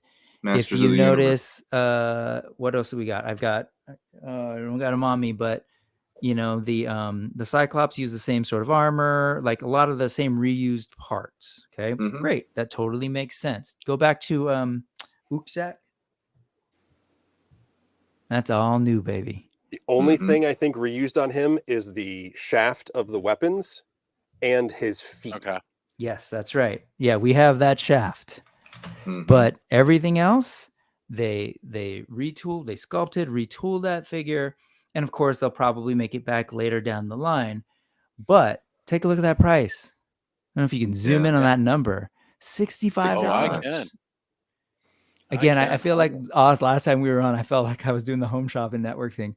But I mean, the thing is, I get real frustrated sometimes when folks have this perception about a thing and it's not the real thing. I don't know. I have this thing with facts and information.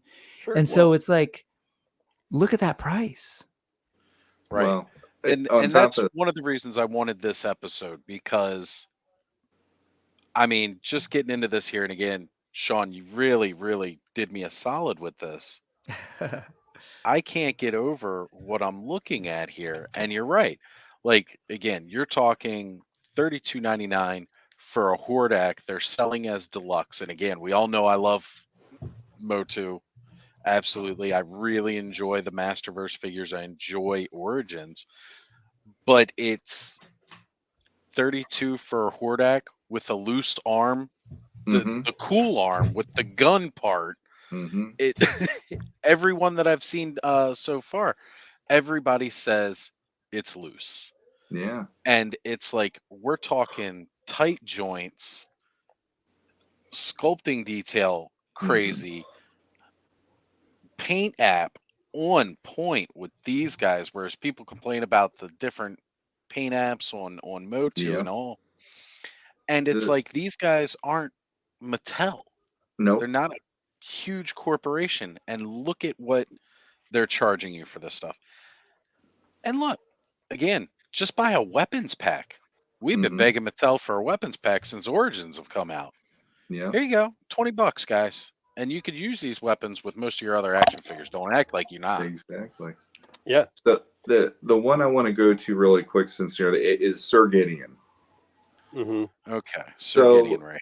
So here is the response of the Horsemen to make sure certain integral characters in the line get to have a moment to shine again, because he was one of the first wave when they did their Kickstarter, if I remember correctly. And he was the standard looking knight. He had the Templar body and everything. And he did have the helmet with the, you know, the visor would rise or whatever, and the eagle wings on his helmet. But for the most part, he was like a standard Mythic Legions figure as we know them now. And here we are. This one was one that there was whispers that Legions come. Maybe it'll be Sir Gideon again and all this stuff. And when they showed this one off, it's like they will reintroduce figures and just blow the roof off the joint with these figures. Like they have another 2-pack that it was a part of they're doing the Mythic Legions Tactics video game. So they have Attila and they have Gorgo, who are also 2 major faction leaders, and they retooled them, upped it up to the 9s for them, and now Gideon is having his chance. And Artemis Silvercord has been another one where she's gotten 2 versions of herself, and they updated her each time. So the beauty of the line is it's kind of like that the old school. You had your He-Man, and then you had Battle Armor He-Man, and then you had Thunder Punch He-Man. It's like this is sort of along those lines, in my opinion, where it's like you could go after the 1.0 if you want to, if you're completist. But for somebody like me who, you know, like a year and a half ago, I started getting into the line and I'm seeing the different characters, different factions.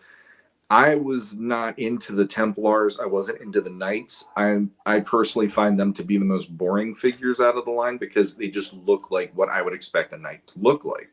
That's why the Barbarians and stuff are more of this. This wave has started to show what Mythos Knights are meant to be when they have the budget and the soft goods to really push that imagery. And here we are, Sir Gideon, $37. If you go on eBay and try to find one, probably good luck finding one, number one. But number two, if you find one, guarantee you will be paying 8 times what that price is for the new one. And the new one is so much more detailed. There's more paint apps, and he just pops so much more than the original did. Now, the cool thing is, though, not all of the ones they've done version 2s of, but I think with Sir Gideon, Baron Volliger, the ones that have helmeted heads, where you don't see their face as clearly, those figures, the original ones, if you have them, they're not obsolete. Yeah. The original Baron Volliger, you can just have him as his guard or something, or a lieutenant or something. Yeah. Same with the original Sir Gideon. If you have the alternate helmet that doesn't show his face, they can look like his bannermen or whatever that are right there with him. Sure, Artemis, she's, at least with hers, it's not just, it's 2 different time periods. So the new Artemis is like her more adventuring warrior look, whereas the original one was her like coronation look. So it's even if it's the same character, they're making things better. He's got that one single pauldron that's got the giant eagle face on it, and these undead, oh my gosh, these undead builders. So if you have someone who wants to get into Mythic Legions, Curtis was saying, the Furious 4 is a good one that'll probably be out sometime early next year, that you'll be able to get a single figure and have a lot of pop and swap options in that one box. This is another one. It's showing 4 figures. You can make up to 4 different figures, but you can only make one at a time. But with this, if you want to make the ghost one with the body that comes with this one, with one of the ghost heads, you can take the ghost head and put it on another knight figure, or you can take the zombie arms and put it on another 1.0 figure. So like you can just swap the parts out of this figure onto existing figures you have. And for $55, 4 different heads, 2 different sets of limbs, a couple different sets of arms, several different weapons. The builder packs are great. Like the Barbarian builder, I know that's one of Sean's favorites. Gives you a nice spot of mix and match there, and other possibilities and what have you. Very good. Yeah, so it comes with this helmet with the beard. Yeah, Sean's holding his up too. It's got eagle wings. You could have a different helmet. It's got a different helmet that doesn't have the beard. It's got several different weapons. So, I mean, you buy 3 or 4 of those, every single one of them can look somewhat different, and that's without painting. That's without any third-party parts. That's just out of the box. I was going to try to figure out how to, I was going through my flip options here. I was going to try to see if I can get both of you guys a little more centered on the middle of the screen with yours. Jesse, you want to hold yours up again real quick? Now, mine, I do have alternate horns that came with a different character on him. They're the same shape as the one Sean had, but these have like the color fade, where I think the one Sean had were all black. Right. Sean, hold yours up again. I'm going to swap between the 2 of you guys real quick, okay? Just again, same character here, but without any real customization, painting yourself. Just the ability to give you these 2 very different looks. But the less paint, the better, I feel. Yes. Right. But it's all right to paint, I suppose. If you I want mean, to. that's absolutely incredible. I'm loving that. And again, with showing this off here, sure, $55, and you could only build 2 completes. But the amount of options you have, and it taking into consideration that you can pop and swap with other characters that you buy. Yep. One of the things that I really enjoy about Origins, and that my son absolutely loves. He loves swapping out the parts of all my different Origins figures. Like, it's incredible. And just to see something like this is exactly Skelevator and I have said it multiple times on Toy Frenzy. We want parts packs for for masters. Like that's really something that we want to see. And especially like after San Diego Comic-Con, they showed off all those different snake men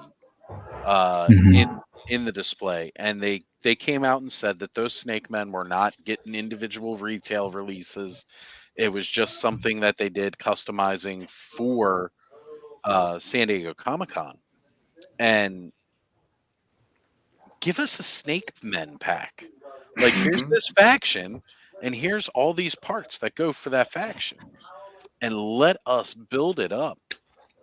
I was sharing in the chat earlier because I was just, sort of agreeing with some of the facts and things that people were breaking down. And I just wanted to point out that, like, if you couldn't tell, like, I give Mattel quite a bit of money too, and I have love for that toy line and those characters. So of course I'm a fan and I'm going to support those things. But the reason to sort of do the comparison and to do all this, at least where I'm coming from, it's not to tear the other things down, but I think where I struggle is that I have heard folks say that, oh, that's way out of reach, or that's not something I know about. And I think that's where I kind of start to feel the need to, like, point these things out and say, yeah, qualitatively, this is better. Or even on a quantitative, I'm breaking it down by the numbers and the dollars.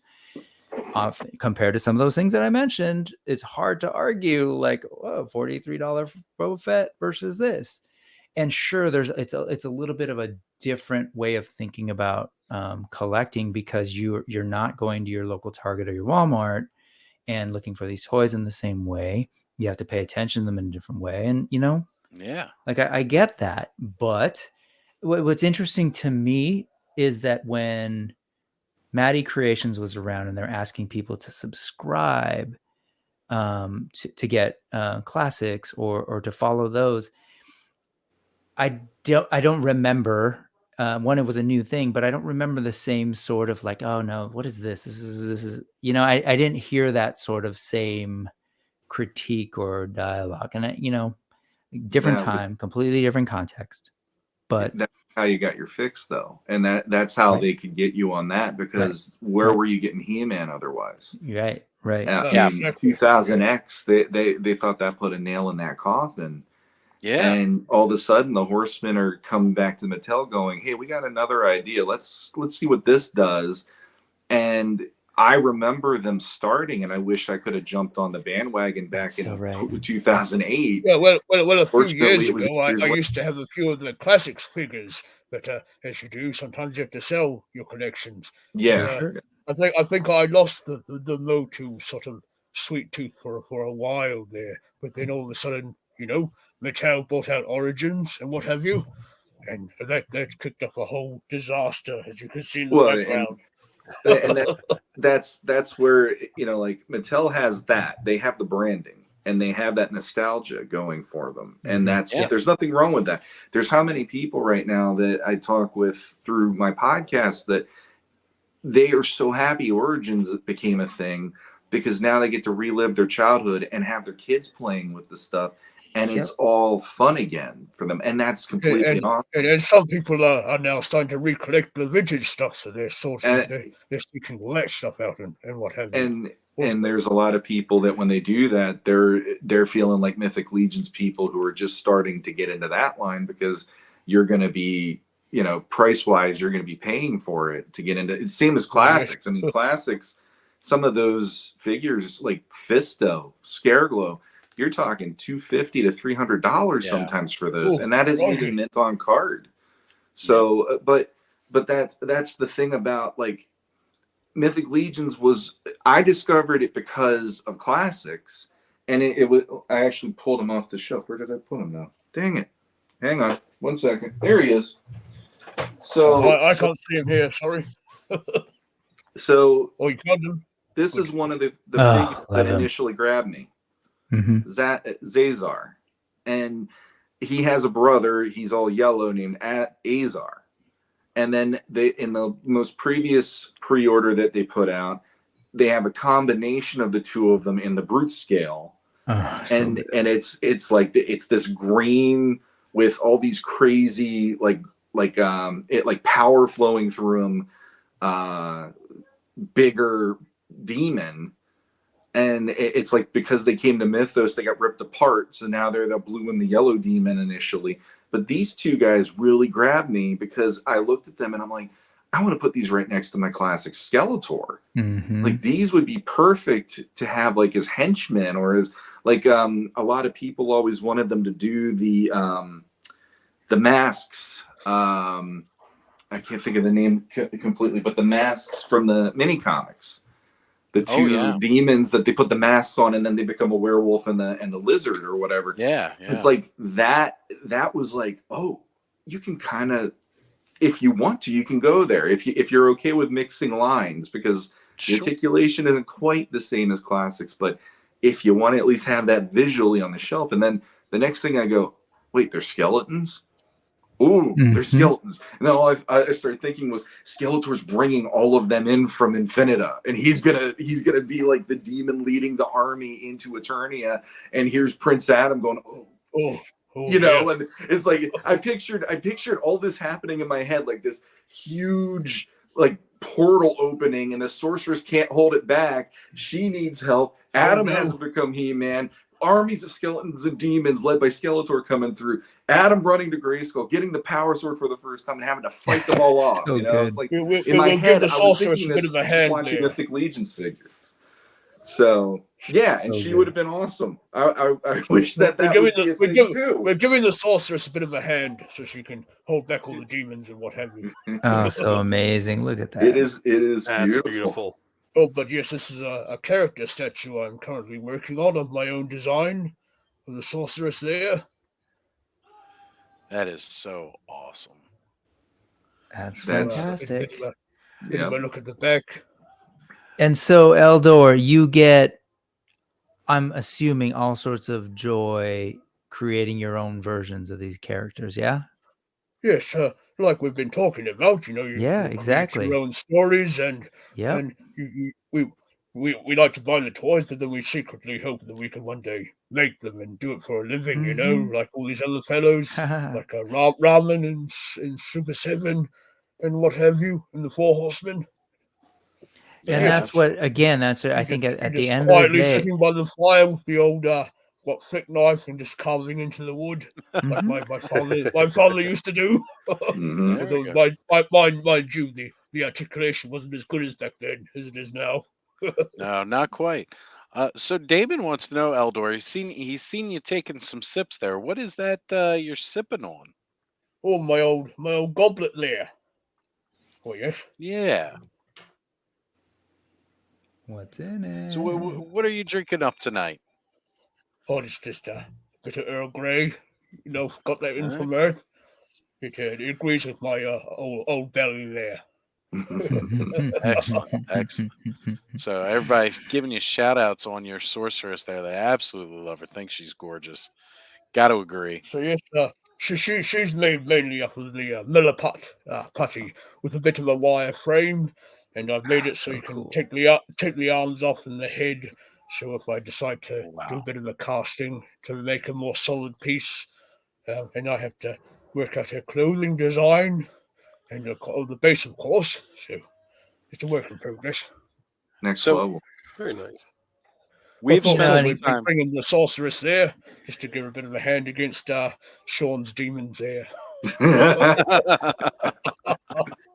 Hey, when I was a kid, I literally took an hour of playtime to build it up to the point where Adam had to pull the sword out and recite the incantation, because I wanted the chips to be so down so badly that finally it's like I finally got a chance to, you know. And honestly, I'm one of those guys. I always like the mini comics over Filmation every freaking day of the week. So Oh, that was the one art, of the yes. very few things I pulled from Filmation. Was I absolutely loved the transformation sequence, but everything else I was like, about that old comic art. I wish they kept that style in the new mini comics we got with Origins, but no, that's so good. I suppose you got the new age art for the young people out there. I believe you say. yeah. So we can be all hip with the youngsters. Well, But no, the beauty, I would have loved that older artwork back in the I Origins agree with movie. that too. And the beauty of like the original line for me as a kid was I did not know what this was. And that's kind of like the new beauty of Mythic Legions. Like there is a story, as Brick was saying, and Jesse will attest to, there is a story, but if you don't need to know the story. You can just go into this with an aesthetic and just say, I really wanted skeletons as toys when I was a kid, and now all of a sudden I can army build skeletons and have this huge wave of skeletons on my shelf of all sorts of different ways and all this. Or they have these demons and so. I mean, like here's another example. Mythic Legions brings you stuff like this. Whew, that horse. Put that on your shelf, and you tell me that isn't going to make you go, that's a hell of a piece to just sit there and have other people look at and go, yeah. Like, like I did not know I needed this until I saw the photos on Big Bad Toy Store and Source Horseman and things. And once I saw that, I go, okay, you got me now. I can't deny that. And then when I saw the price point, I was like, oh, that's got to be at least 200, 250. No. Not even. Tell us. What was it? I didn't get them. I didn't get them through the pre-order, but I don't think I actually did a trade for Athon for the horse. Okay. But I paid about 100 for Arethyr. But if you did the pre-order, it would have been about the same as what it is to do the pre-order for Necronominus or Poxus or any of them. It's basically like I think he was a $50 figure because he's a deluxe with the wings and everything. And then the horse, I imagine the horse was probably 60 to 70. So not quite $200, but you get that. Yeah. And to give you for instance on that, so with this current wave that we're talking about, here you go. You can pre-order Necronominus and Kunabu. So it's a deluxe 2-pack. And if you're having trouble seeing that price, let me just blow this up for you. Because again, one of the big things that keeps a lot of people away is seeing price tags like that. But when you're talking about what you're getting here, these bone wings, the skeletal horse for $110. And it's cheaper to buy the 2-pack than it is to buy them individually. Yeah, they knock off like 10 or 20 bucks when you do the 2-pack. Yeah, and for the people who are in-box collectors, a lot of people like getting the 2-pack. For me, I open it, so I would not order the 2-pack. If you order the all-in, you don't get the 2-pack; you get the individual ones. But if you order the 2-pack, and this is the only way you can get the 2-pack, they don't give it to Big Bad Toy Store or any of the other retailers. It's only from them. Those become really popular. Now, granted, like with HasLab and other things, once people caught on to that, it might not be as rare down the road. But if you get that 2-pack, in the Cabal, we call it, trade bait, down the road. If you get a 2-pack, and someone comes into the line late and they're trying to find the stuff, you can trade, Someone's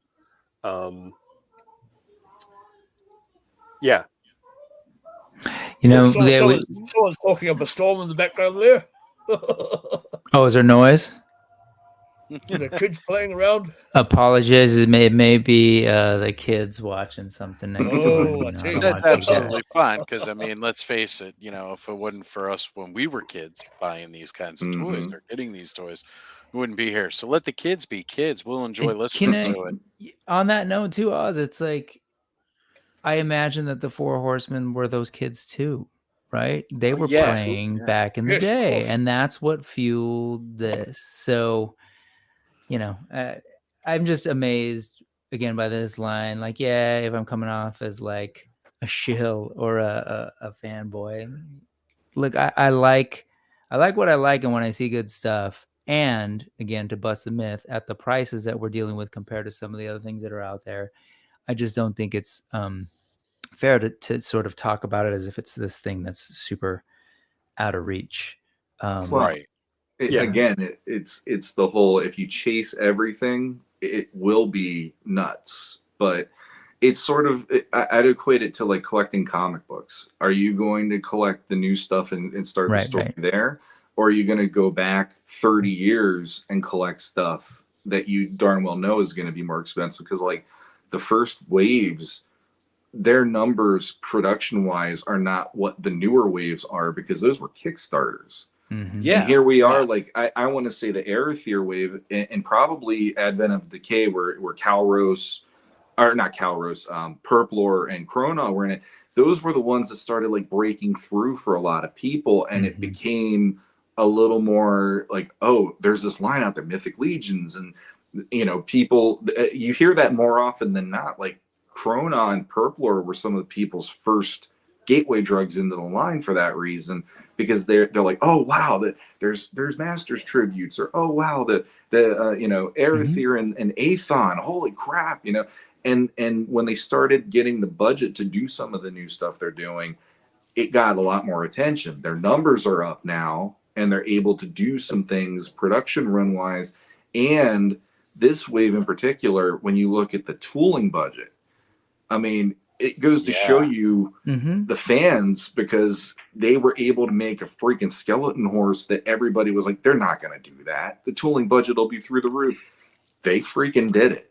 And it's right there. And it's a pre-order, you know, like, and it's not going to break the bank. Right. Compared to other things. So one thing I wanted to show about this real quick, and it goes back to that bundling. So you're looking at $60, $65. So it's $125. So yeah, they're automatically giving you a $15 discount for getting them together. Yep. That's awesome. Because guess what? If I go online and you pick up a Battlefield Warriors 2-pack, it's $55. Now, well, when it was retail, we'll put it at that. When it was retail, you were talking $55. Came with a little piece of terrain, 2 gargoyles, He-Man, and Battle Cat. Mind you, Battle Cat himself was only $25 at retail. Battle Armor He-Man was $20. So you may look at it like, yeah, it's a pretty good. To be honest, I kind of like what we see here. Now, mind you, I'm a sucker for like little accessories and little critters and stuff like that. So the terrain and all like that did sell me. And I was so happy when I picked one up at $15 because clearance. But I did pick up one initially at $55. So, you know, we're not going to joke like that wasn't a thing. But for all in here, guys, we're talking 1, 2, 3, 4, 5, 6, 7, 8, 9 total figures, 9 total characters, 2 mounts, 3 accessory packs, and they're charging you $560 for the whole thing.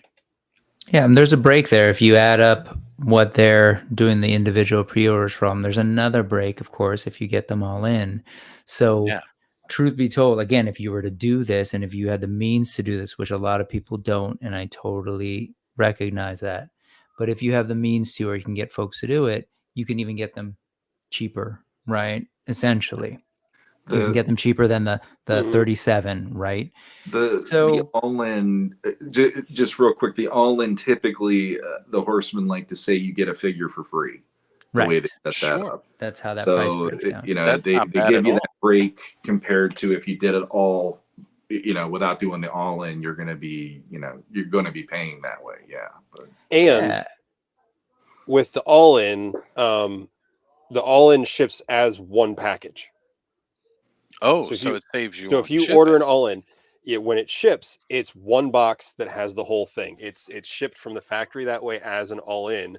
So it didn't work this way on the last order, but generally the people who get the all-ins get them first because they usually ship first to the warehouse, And that's one thing I want to throw out real quick is for people who are coming in to the line, just getting into it, especially folks who just jumped on with like the Headless Horseman or maybe with Krampus last year, because those are real wide open things that it's easier to get into, because like, the Headless Horseman, you immediately think of the Disney movie, the Johnny Depp movie, all those different things. Or if you're on the East Coast, you're familiar with the lore of New York and everything. Mm-hmm. But he like must with bump into shipping, a lot of things with no head on there. What? but like with the shipping, the way like these things come from China, so it takes a while for it to get here. And Shawn and I were just at their warehouse or their studio for Intern for a Day, and several other people who are in the chat have been there. It's not very big, and they share the space with another business, so like they want to get that stuff out as fast as possible. So as you're coming in, you're joining. If you join the Facebook group, the Cabal, it's not Amazon. It's not Walmart. It's not Target. It's not some major corporation that's got thousands of people and warehouses all over the country shipping these things out. It's a dozen guys and ladies, or give or take, and even some people who aren't full-time employees that come and help out on the weekends to give up their time to help get this stuff out to people. So like, it might take them a little while if you have a problem with something and you message them when shipping is going on, like, hey, this figure is broken or this piece is missing. They'll respond to you. The shipping box has been through an asteroid field. Yeah, but like they will respond to you. They have great customer service. And someone was saying earlier, it's not a Mattel corporation. Shawn and I, we when we went to Intern for a Day, we went out with several of the other people that were there, but one or two of the guys that work at the studio came out and ate with us. We've gotten to have dinner with some of the actual horsemen themselves. Granted, did you put on a bit of a spit roast there? Bit of pork. But like you can walk up and talk to them if you get a chance to go to Intern, or if you go to, granted, Legions Con was crazy busy. Sure. They're happy to talk about this. They love talking about this stuff. They're down to earth, normal people. And, they're as passionate about this stuff. I mean, you could even argue more in some ways, because a lot of the stuff is coming out of Eric Treadaway's mind. Some of the Cosmic Legion stuff they showed a picture he drew when he was in high school or middle school. That's right. That has now become a figure that they've made. Right. So like these are things he's been living with in his imagination to some extent for his entire life, for the most part. You see out there in the what's that? See out there in the collector's world, you get those that are not really into it, and they might say, why are you collecting toys and dolls and what have you? It's just childish stuff, but all the stuff comes from the minds of older people anyway, all the said and done. Yeah, it's been letting a child, if you will. Well, it's an art. You're showing Eldor. You're showing how it's an art form by showing your in-process sorceress a little while ago, and I mean, same with the Horseman, and same with and Mondo is like, for me, I'm the one that I keep talking about these toy companies lately, because these are the ones that are reigniting why I love this versus going into a Walmart or going into a Target and seeing Origins, Masterverse, G.I. Joe, whatever. And it's like there are some of those that are beautifully sculpted as well. I'm not gonna say they're horrible or whatever, but there is a little something special about some of the other things that are more like a boutique and I guess too, we have to make up for the lack of toys we had when we were kids. Understandable. All I had was a Prince. Yeah. All I had was a Prince Adam secondhand. He was missing his vest, what have you, and a Skeletor. And you made it work though. My dad got me the old Stilt Stalkers there for my birthday. But that's all I had of He-Man back in the day, just the two. But now that we're older, we can, fill our shelves with them. Well, I saw earlier Damon in the chat asked about how much they make on these, like, as in right here about the pre-order numbers and stuff. And I'll tell you what, the Horsemen have managed to surprise people in different ways with how they handle this stuff, because like you might think, oh, some of these figures are now relegated to eBay or relegated to, honestly, eBay after the secondary market, the best you can do is eBay, Or Mercari, the old Amazon there, I believe, too, sometimes. not quite the same way I'm talking about. Like if you want to go after ones that are like 4 waves ago, so say 2-3 years back, you got to go eBay on some of that stuff. But then just recently, when we were at Intern for the Day, the Horsemen did a pop-up shop at their studio, and all of a sudden, one of the hot ticket items on that list, they gave you a list of however many figures, and one of the probably most popular figures on that list was actually, dang it, every time I want to bring one on, I don't see it fast enough. It was this guy. Yeah, he's right next to me. Red Fury Orc. And this guy, they didn't really do much other than this figure until the Furious 4 figures hit. So a figure that normally would be about $90 to $100 on eBay to get them, through just a collector selling them. Now all of a sudden we got them for $40 by showing up at Intern for the Day. And then on top of that, you also have now the Furious 4 figures to add to your Fury Clan orcs. And it's, it's like there's always this way of they bring stuff back in a way that you least expect. Now, granted, yes, this was Intern for the Day, but I've seen it at conventions where, here's a figure that you could go on eBay and find them for $150, and here he is for $60 right on their table, and they're selling them right there. So if you have a hookup that goes to that convention, and then you get them the money, boom, you have that figure. And some of it is a patience thing. Oh, you got the legit Equidron now. That's right. Yeah. So, this was one they had at the table at Legions Con. I've been eyeing up for a while. It's been anywhere from $100 to $200 on eBay and secondary market. It was $60 on the table. Yeah. Like you were literally just saying that. Nice. But the whole thing I'm trying to make the point of, and I lost my train of thought for what Damon was asking, is they do the pre-order numbers with whatever the people pre-order, obviously, but then they have a lot of associated authorized dealers out there as well that they're all putting in their orders, like Big Bad Toy Store, Dorkside, and then even littler guys, like a friend of mine runs Horsehead Toys and Collectibles, and from places like that. And it's like these guys all chip in and buy stuff too, so you can get them through those retailers as well. And then, like, the whole point of what I said about the Red Fury Orc is the Horsemen still hold some of these back. So then they'll surprise you at a convention and go, "Hey, wait a minute! Like, you mean I get this for $40 versus eBay prices or whatever?" So, and I'm sure the numbers have gone only up and up each pre-order because the line is gaining momentum and it's getting more popular with each wave. Yeah, to kind of just maybe tie things together a little bit, we kind of covered quantitatively, if you're taking a look at this, like to kind of smash the myth that they're really expensive. We've kind of heard that piece. Qualitatively, we kind of touched on, but like I'm unboxing this exclusive from the con, and I'm looking at all these pieces and looking at the sort of paint job, like the dry brushing on this, like that just really pulls out a lot of the details that were there in old parts, but all sorts of like amazing just detail on all of these things. This is a tail that's going to sit on the butt of this guy that you're probably not going to see a whole lot, but they took the time to, they told the factory, no, you got to add a dry brush to that. So we see the fur. So quality wise, these things are amazing, which now I think comes to some of the things we've been circling around is how the company interacts or sort of how the company is first and foremost, right? How they do business, how they choose to do business is amazing, right? And of course, I know Mattel is a corporation of a different size than the corporation that Mythic Legion, and I'm using that word as like a technical term, right? They are in fact a corporation, but they operate very differently.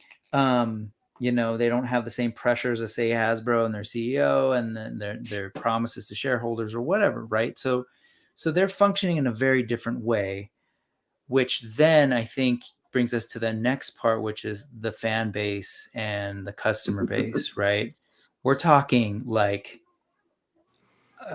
they've managed to develop a community that definitely they're diehards, they're hardcore, but one that, you know, I gotta say, as someone who's only been here for basically, I bought my first fig on an in-stock sale on some Legion builders, I think in January. They came to my house in February, and you know, I'm kind of this new person looking online. I've been following things outside. I may or may not have been on the Cabal without actually having figures, and just sort of like being shy or whatever.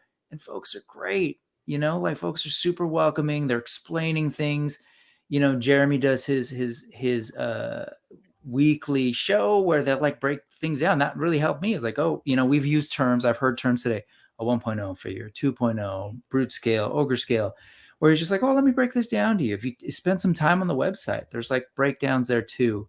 And it actually is incredibly accessible. I think the challenge is they're not the size of these other companies. They're not paying for the same advertising. Like it's just a completely different market, and they're working at a different scale, which is actually kind of nice because it allows them to do things that those companies won't do. Like we heard the phrase, for example, intern for a day earlier. And when I first heard that phrase, I was like, ew, that's kind of icky. Are they like bringing people in to like do a bunch of work for a day? But it's like not that at all. And it's not the best name. It's like you go and you meet them and you hang out in their offices and you get like these amazing workshops with like the artists and the painters, and Nate Barge is doing like showing art, and you're getting previews of stuff. It's basically like you humans have dug yourself into all these different processes. It's all over my head, really. Yeah, and so I think, and here in Antonio, you just pick your apples or your melon fruit, and then just put them on the stall there in the market. And how's your father? You're done. And I think you're right, Eldor. Thank you very much. I think that's part of it. Of course, you know, every world does it differently, I suppose. And it gets a little complicated, I think, because there's a language, there's a culture around it. Absolutely. But I'm sure, you know, dealing with the mysteries of the universe, you've had to deal with some confusing things yourself. And I'm just, as someone who's only been here for a little bit, I will say, like, I got into this. I've only just retaken my corporeal form after I my life those many centuries ago, because we needed a guardian for the Book of Living Spells again. So I traveled through the great forge of the universe there, and he helped me out and what have you, and I came back in one of my other videos there. So here I am. Best. I love it. So it was a bit confusing doing all the meditations and all the different rituals I had to go through and what have you. Storytelling, that's what I'm telling you. But yeah, I think at the end of the day, the other piece of this is the fan base. And I go back and forth because the fan base, from what I've seen, is the way the way that it is, largely because of how the Horsemen sort of set the tone and have created the opportunity and the space for fans. I mean, we've only touched the surface of it. And like, as you've mentioned before, Oz, maybe we're going to come back and do some talks, but you know, some nights, some other time. But the way they sort of have created this space of doing things like naming characters after figures, doing tributes, you know, we were talking earlier about to a fan who passed away. Like inherent in this, you know, Oz, you and Skella, like I've joked around about like coming from a punk rock background and being in a scene and talking to people. It's very much like that. It's a community, and it's a lot of creative people. It's kind of like, oh, what do you do? Oh, cool. Let's hear that. And hey, we're going to name a figure after you. Hey, Jesse, yes, I heard that story, Jesse, real quick, Jesse, I heard that story about how you ended up on stage, right? It's kind of like, oh, hey, can you come up on stage and present this thing? Like, who does that? Like, you know, Mattel's not like, we're calling seat number 45 at Comic-Con. Come up here and now you're going to, no, they can't. I know that. But I think that's where some of the magic and the beauty of this line also comes from. So if you recall around the classics line, they had that competition winner of the boy that designed his own Motu character, but he never got made to a figure like he was promised until about, 30 years later, the Fearless Photog got brought out there. So he finally got his figure there, which was good, I suppose. Bit of recognition there. Delivering on a 30-year-old promise, you know. Hey. Better late than never, right? Where's my scholarship? Oh, here's my figure.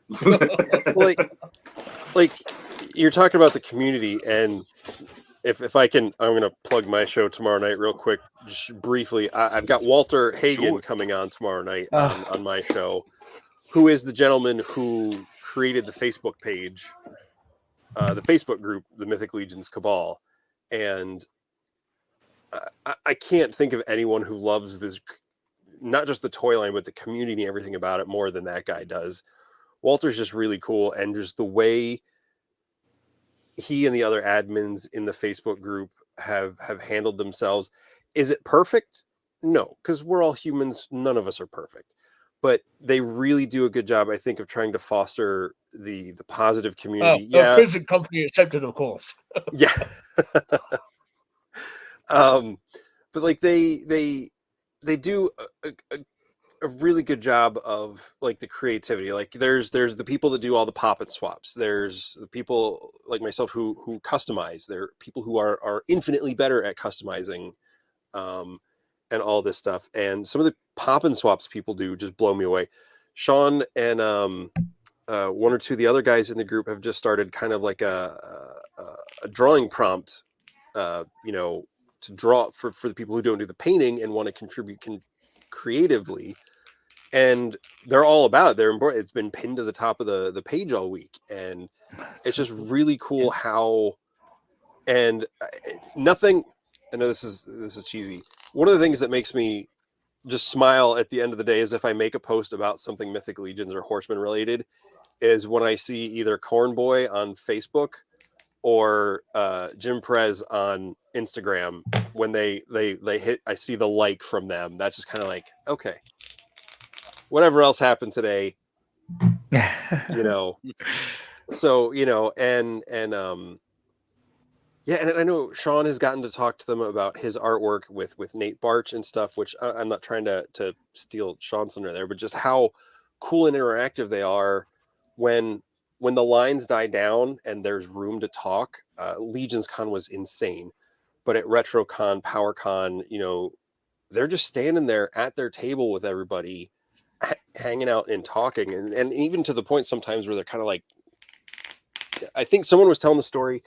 I think it was Len LaGuardia who runs Wolf King, that he was talking to one of the guys at the table one time, and he just thought it was someone who worked for them. He comes out, find out later it was Eric Treadway, who's the sculptor, one of the horsemen. That Curtis is talking about the photographers and people like Curtis. Curtis is an awesome customizer, and he helps Len run the Wolf Den Facebook page. There's just so many awesome people in that community. And I'm going to plug this a little bit more. Sorry, I'm going on a rant here. It's fine. It's fine. I'm not asking anybody else to share more than they want, but like I deal with some mental health issues, with some depression, anxiety. At the beginning of this year, right as I was getting into customizing, I also started taking mild medication, antidepressant stuff. But the community, and because I really just joined the Cabal, like you were saying, Oz, I hadn't really been on Facebook much other than for like family stuff. I joined the Cabal right after Legions Con last year, so it's really only been a year I've been in the Cabal and customizing and everything, and it's just,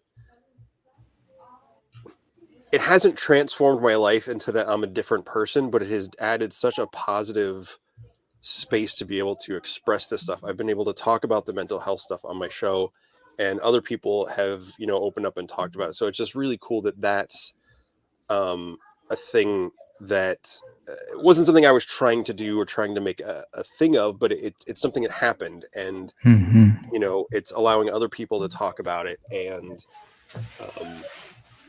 it's great because there's kids in this that are into it.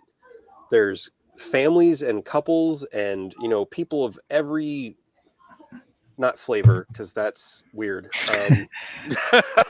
every variety of person is into this. And like I said, everybody makes mistakes from time to time, but they do a really good job of promoting the community of it and participating in the community of it. And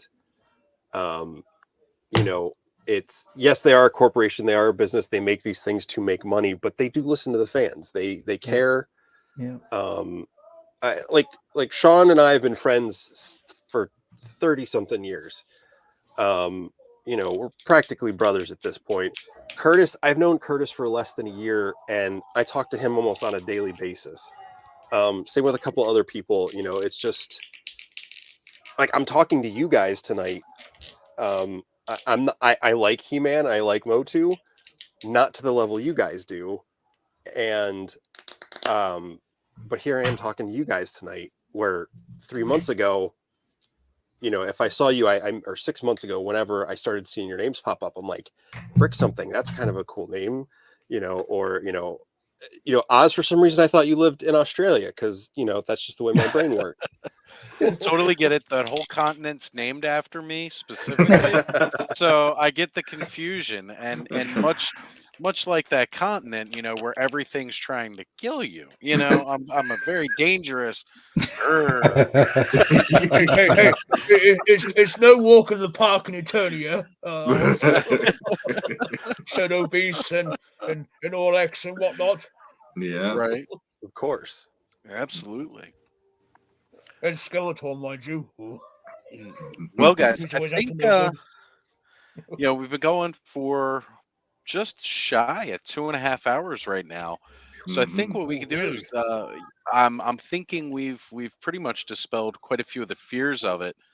And we had discussed possibly turning this into like an episodical thing, like once a month, getting together and doing something like this. So how would you guys feel about coming back? I mean, next month we got Christmas I might going on. have I might have a Mythic Legions or two by then. Okay. Who knows? Maybe I'll have something pop up myself in the near future. But in any case, would you guys mind coming back on and we'll sit down and we'll talk more Absolutely. Mythic Legions? I'd love it. Yes, it sounds very good. Yeah, I really want absolutely. to dive into that Next lore. time it won't be by accident Right. when I pop in. Right. Sorry, Thanos, we didn't get into the lore, but yeah. Mhm. And we could do a check-in, and sort of that would be the midpoint between January 15th, when's the last Yeah. day for you to Yeah. put in that order for what? the About cheapest price halfway. you'll get. That's what we'll do. We'll go like maybe first or second week of December. Like, Mhm. quite a bit before Christmas, but a couple weeks after this. And we're gonna want to hear from everybody in the chat who jumped on to the Store Horseman and who pre-ordered some stuff after Mhm. tonight's episode. Not that we're here to really push you guys to do that. But I want to see if this whole video, this entire live has helped some people and make some decisions and see what they want to do with that. And for a collector like me, who's a cherry picker, because I can never do an all in, no matter how much that does look good on paper, Right. financially, I'm I probably agree. sleeping in my car for the next year if I do that. But especially after Mondo Battle Cat. But one thing that would be kind of fun to do the next time, since it'll be a check-in between now and when the pre-order ends, how about everybody come with your top 5 must-haves from this wave, that if you can't do an all-in, these are the absolute musts that you need. And we can get into that as well, just to give some people a little like, well, here's why this figure was a must-have, and see if maybe if we all have different ones, it'll be more food for thought for the chat as well. Yeah. Well, I want to go through here, and my sister, who is not a toy collector, I want to tell you, she's dabbled. She's definitely dabbled. I'm not going to pretend like she hasn't collected some toys in the past before, but she is currently not a toy collector. Seeing this right here, my sister and I, we live in different states now. She lives in Indiana. I'm still here in Maryland and in Baltimore, and sometimes we don't always have the best of relationships and all like that. But over the past few months of doing this show and having her in the chat, we've bonded a lot more. And so seeing this right here has just made my night. And mind you, I had a fantastic day playing with my son and everything else. Was looking forward to coming on here and chatting with you guys about this, again, something that's very new to me. Mhm. And so seeing that has really made my night, and that's been awesome. And Curtis has given us a shout out for a great show tonight. Oh, Also hello, Curtis. mentioning he will be subscribing, so thank you, Curtis. I appreciate it. This show I do weekly, as well as Toy Frenzy, which is on Thursday nights on Skelevator's channel. So definitely check it out. And again, for those of you who are normally with me and may not have seen it, Jesse goes live tomorrow night. And go ahead, Jesse, plug your whole show, please. So currently I do Shooting the Shelf on Sunday night. It's where I talk to usually generally a toy collector. Largely it's been Mythic Legions focused, but it's not just that. I try to talk to people who are into other lines as well, or into collecting other things. It's just a chat. Me and someone else do a live chat and interact with people. We talk about movies and shows and books we read and all that sort of stuff. So yeah, it's Just Shelve It is the channel, and just.shelve.it on Instagram if you want to see my pictures of my stuff. And yeah, so tomorrow night I've got Walter Hagen, like I said, the creator of the Mythic Legions Cabal on Facebook, and just a really awesome guy. So I'm looking forward to talk about kind of recapping Legions Con with him and just wherever that conversation goes. Well, I'm going to be jumping in on that definitely, because again, I want more knowledge. And I can't think of a better resource than the guy who's running the Cabal. Mm-hmm. Yeah, That sounds great. and And you've said it several times, but sourcehorseman.com is come into the Cabal, ask your questions. People will largely be very happy to answer. And I'm not telling anybody to do homework they don't want to do, but if you use sourcehorseman.com, there is a ton of information between the articles they write, all the descriptions of the characters. They've got like figure breakdowns of the parts, the scales, the waves. It is chock full. And I know Jeremy Gerard worked really hard to make that website as deep and informative as possible. Mm-hmm. And I'm going to go ahead and we will pop that in the chat again, just for anybody who may have missed it.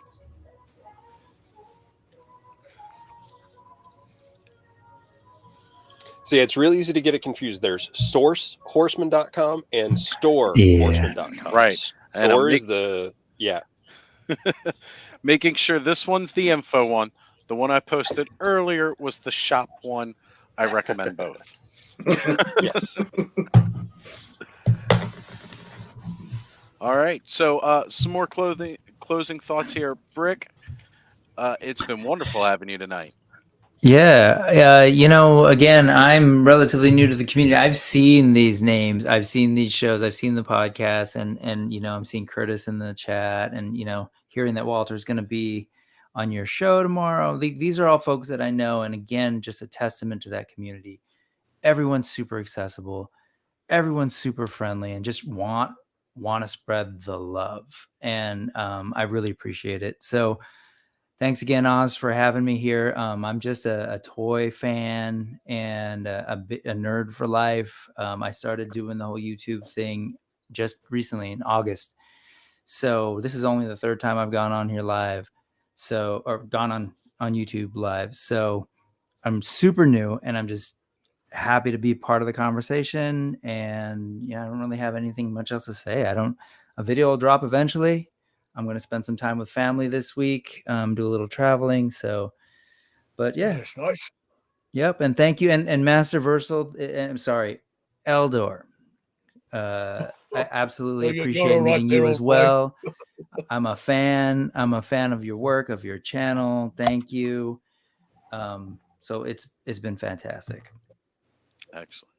And moving right along to Eldor, closing thoughts. Gee, I had a bit of a jump scare there. What? I almost hit the computer screen there. Oh yes, it's been good joining you fellows, even though it was a bit impromptu. I should have been doing a bit of video time with Orko now, but we had a bit of a mishap with the old crystal ball over here. I have to get Sorceress to school me up on how to use that properly. but I think it was a happy accident, as Eldor Bob will say when he does his little art with Eldor Bob videos. So they'll be coming up in the pipeline, as you humans say. But no, it's been a very insightful and learning about the ins and outs of Mythic Legions and all this human confusing processes that you have on the go to try and sort things out. Although I feel if you just put them on the market table and just put a bit of a price, and Bob's your uncle, or Caldor's your uncle. That'd be nice. Just make things more simpler. All this paperwork and all the middlemen and this other middle guy and what have you. But no, just do you, I suppose. Be yourselves and how you story about your planet there and whatnot. But yes, and some words of wisdom. Be responsible with your money. You can't gobble up old Coldar here.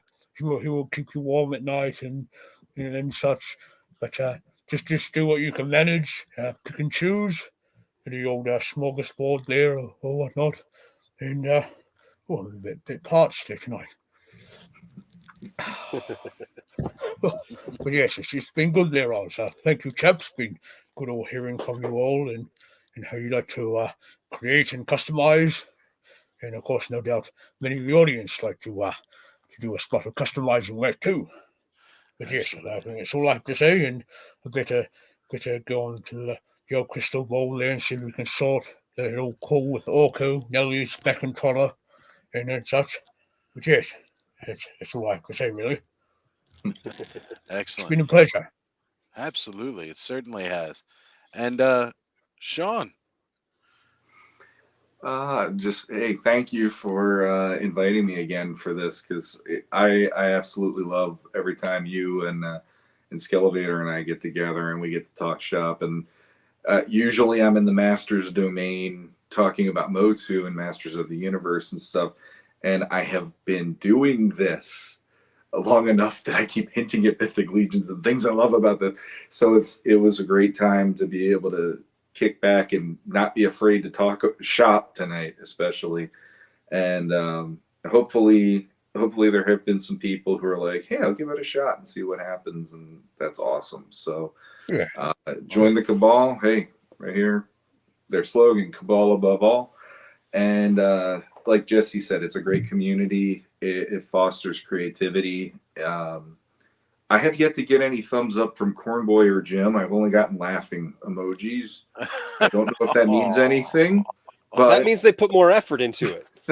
No, I think ever since I met Cornboy one-on-one, and the first thing I said to him was, I'm scared to talk to you because I'm afraid that the first thing I'm going to say sounds like the what was it, Chris Farley skit. Chris Farley sketch with Paul McCartney, where he's like, "You remember when you were with the Beatles? That was cool." And that would be it. And Cornboy just started laughing. He goes, "We just try not to suck." And he fist bumped me. I'm like, "Okay, I got that going for me." you have that, or the whole Wayne's World. We're not worthy. I basically did that. Like, I have yet to talk to Treadaway. I've talked to Jim. I've talked to Cornboy, but Treadaway's always been elusive. But Nate Barch always makes me feel completely welcome. That guy is just, he's my life goal at this point. The fact that he's gotten to do all this amazing work and everything. But if you're interested in Legions, join the Cabal, one of the best places. Source Horsemen, Store Horsemen, go check those out. And I'm excited that we'll be coming back probably a month from now and doing a little bit more insight and a little more geekdom into Mythic Legions, because it's worth the talk. It's worth the shelf space. So there you have it. Mm-hmm. I agree. Very good. I've absolutely had a blast tonight. This has been great. I love it when, normally when we're doing the rounds in the Motu world, I'm one of those resources of information because, been a fan so long. And mind you, it's not like I knew all this stuff all. I had to do research myself. That's where I get the information, that I share. But it's nice to sit back and just absorb what everybody's saying for once. And you guys have been interested in it quite a bit longer, and you've been around it a lot longer. So it is really, really awesome to just sit back and learn about this, and then taking the dive here and looking into this stuff. It's like, wow, really, like, this is incredible. And so again, I've said it several times tonight. Shawn, thank you for sucking me into this. Um, but it was most welcome Oh, because this is nuts. well, Like, I love something real quick. I've been thinking about this. I'll say it here. You might want to check your mail, probably in the next week or so, Oz. Okay. That's what's up. Thank you, Shawn. This just a real quick thing I want to say, because this is part of what the Cabal does to people. Mhm. It makes you want to pay it forward. When I Mhm. first joined the Cabal, and that favorite figure of mine, Rhaegor, when he shelf dove and he broke that shield, I, in a panic, went on the Cabal, and I was like, I know I'm just like everybody else out here, where I'm gonna be the screaming Mimi guy going, I have a thing that broke, somebody help me.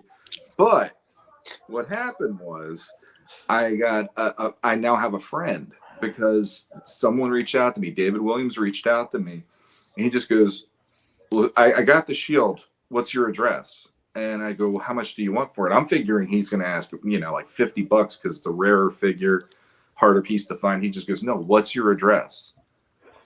I give it to him and I go, do you want me to pay shipping? No, I have the piece. It's just laying in my bin. You can have it. And so that was my introduction to the Cabal. So this being the introduction to you opening up to Mythic Legions, check your mail this week. Ah, All so right. awesome. Oh, I wait on bated breath for that. Okay. Now, Curtis here is, he said, quick 10-second thoughts on the Mondo reveals, because there's so much to cover with Yeah, Mythic that's Legions. right. We didn't really talk much about what Mondo did. And actually, as a matter of fact here, let me try and see if I can just go ahead and bring up and do some screen share from Mondo themselves, because I'm going to see how much they've actually dedicated to their actual page now, because before, most of it was just in their story and in their live. Mhm. Okay, yeah, we're good to go with this. Hold on. Let me share my window here.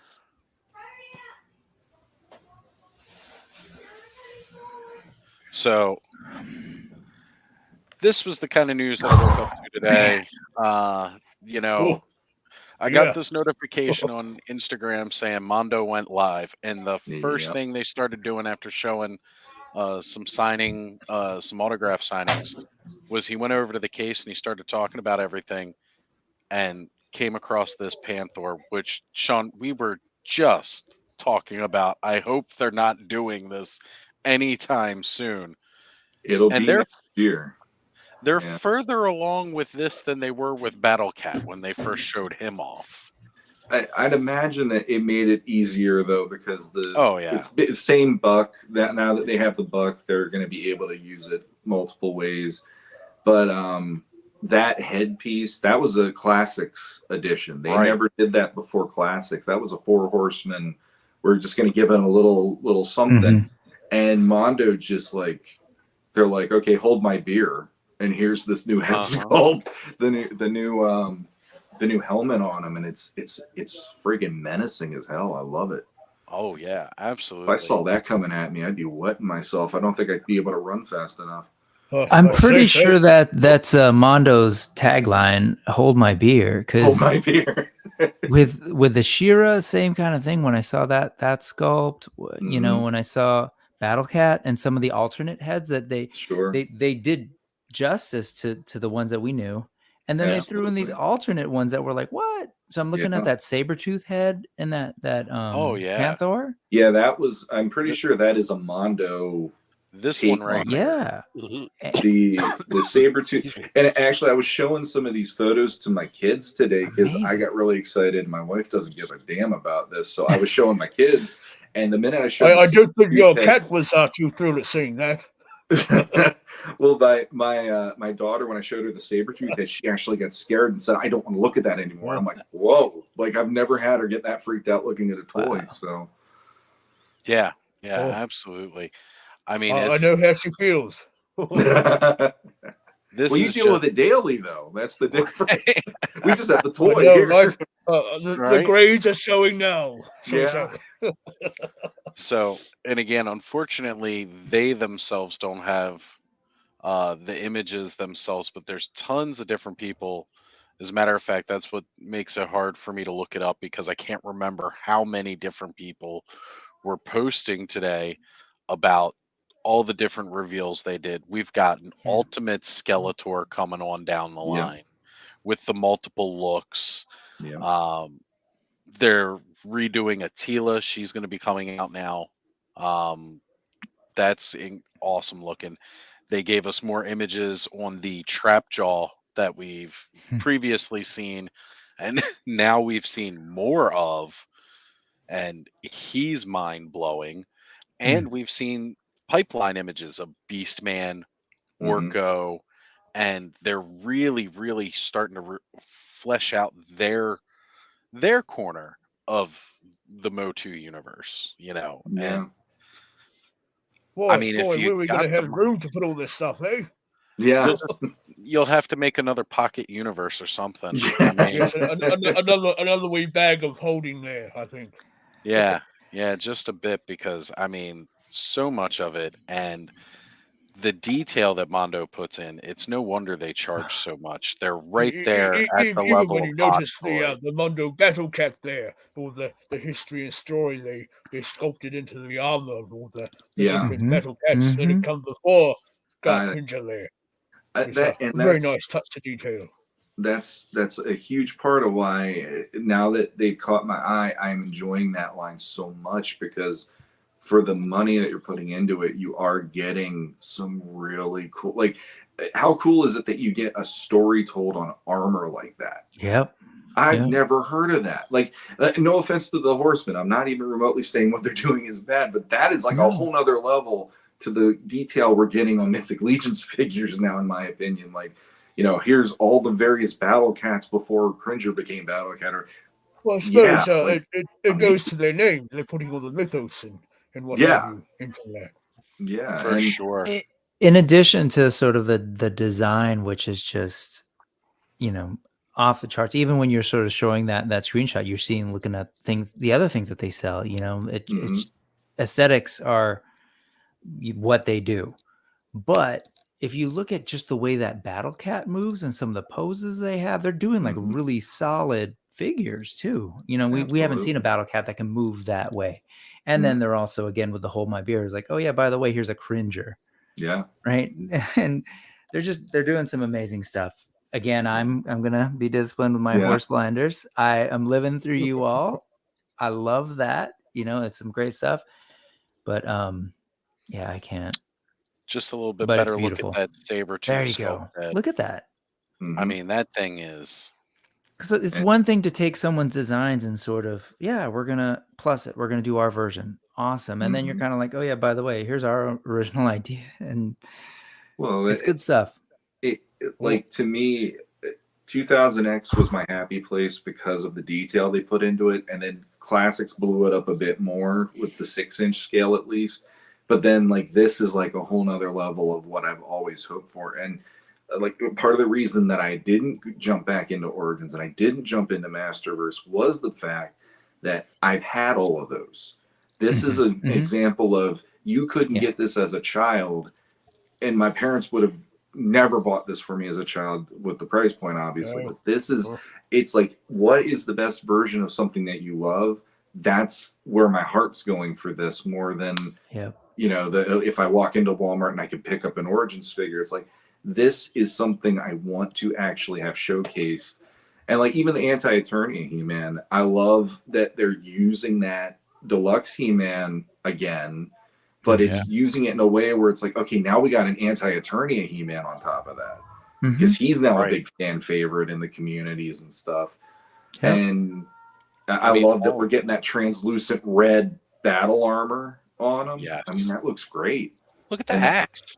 The axe too. Oh yes.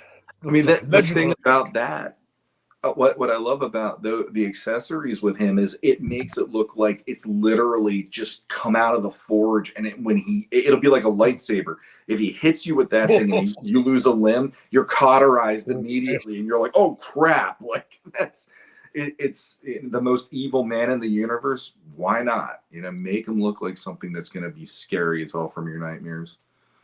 Yes, I pre-ordered the Mondo He-Man, then the second one they brought out. So that'll be sometime next June, July, I think that comes out.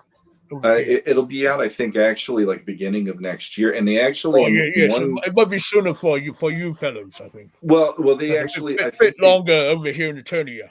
Well, true. They got to go through the portals and all that. I completely understand.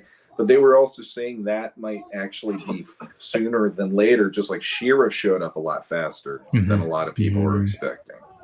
Right. Yeah, Shawn, you were saying these are versions of these characters that you didn't have as a child, but it's occurred to me, these are like roughly 1/6, yeah? They're 12-inch figures? Yeah. Yep. So I'm imagining you holding that thing is like physically not that different from when you were probably a kid holding a vintage figure in terms of size. There's that piece of it too, that like I remember holding some of the 12-inch Star Wars back in the day. I was like, oh my God, this is like my hand around this figure. There's something to be said about that. Yeah. And of course they're plussed beyond belief. I never thought I'd see the day where there was a 12-inch line for Masters. And the fact that that's actually happened, and the fact that it's similar to the Horseman too, in that way, where it's like, okay, here's a 2.0 version of character from the beginning of the line.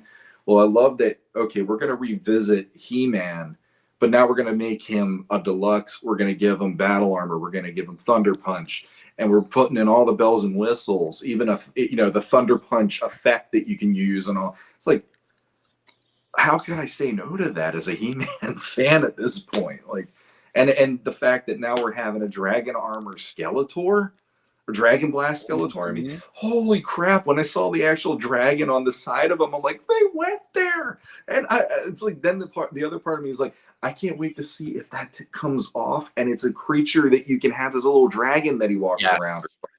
That would be worth the money on that too, Like, I hope. I'm not saying that it's true, so don't quote me on that. But when I saw that, I'm like, oh, that would be so cool if they could do that. So Dragon confirmed? Dragon confirmed there, yeah. But not Dragon confirmed in Mythic Legions. That's a whole nother joke. So. Well, speaking of Cat Slayer, this will be coming up in one of my next videos. It is a custom duplicate. The mechanized battle cat of Faken Lair. That's right. Yeah. So, very nice. So he'll have a bit of a LED in the eye. You'll have to wait and see till that video drops. But yes, he's been through a bit of the old wars there and what have you. Missing a bit of wear up the foot there. Oh, we're coming off camera. Trying to get myself situated. Yes, that looks amazing. That's based on the Masterverse, yeah? So yes, this was a Panther originally. Oh, so that's Origins Panther. Yes, precisely. Wow. And if we can get myself all angled right on this camera here. It's a bit confusing. Yeah. God, look at that detail. That is incredible. That is crazy. Yeah. Check out Eldor's channel, Masterversal Toy. It's just pretty amazing stuff. Awesome. Yeah. There was a question that I saw just pop up. Sorry to switch, but it was about how often does Four Horsemen release waves? Yeah, I've kind of wondered about that because I kind of came in during this time of the pandemic and I didn't know how things shifted or not. But what's it generally been? Well, this year, so 2022, they had the reinforcements wave, which was in stock, so that shipped pretty quick. Like end of January was when that came out. they'd been talking about it for a while. But that came out in January or February. There was a pre-order in the summer for the All-Stars 5 wave, or All-Stars 5 Plus, and now there's the pre-order for the Necronominus wave.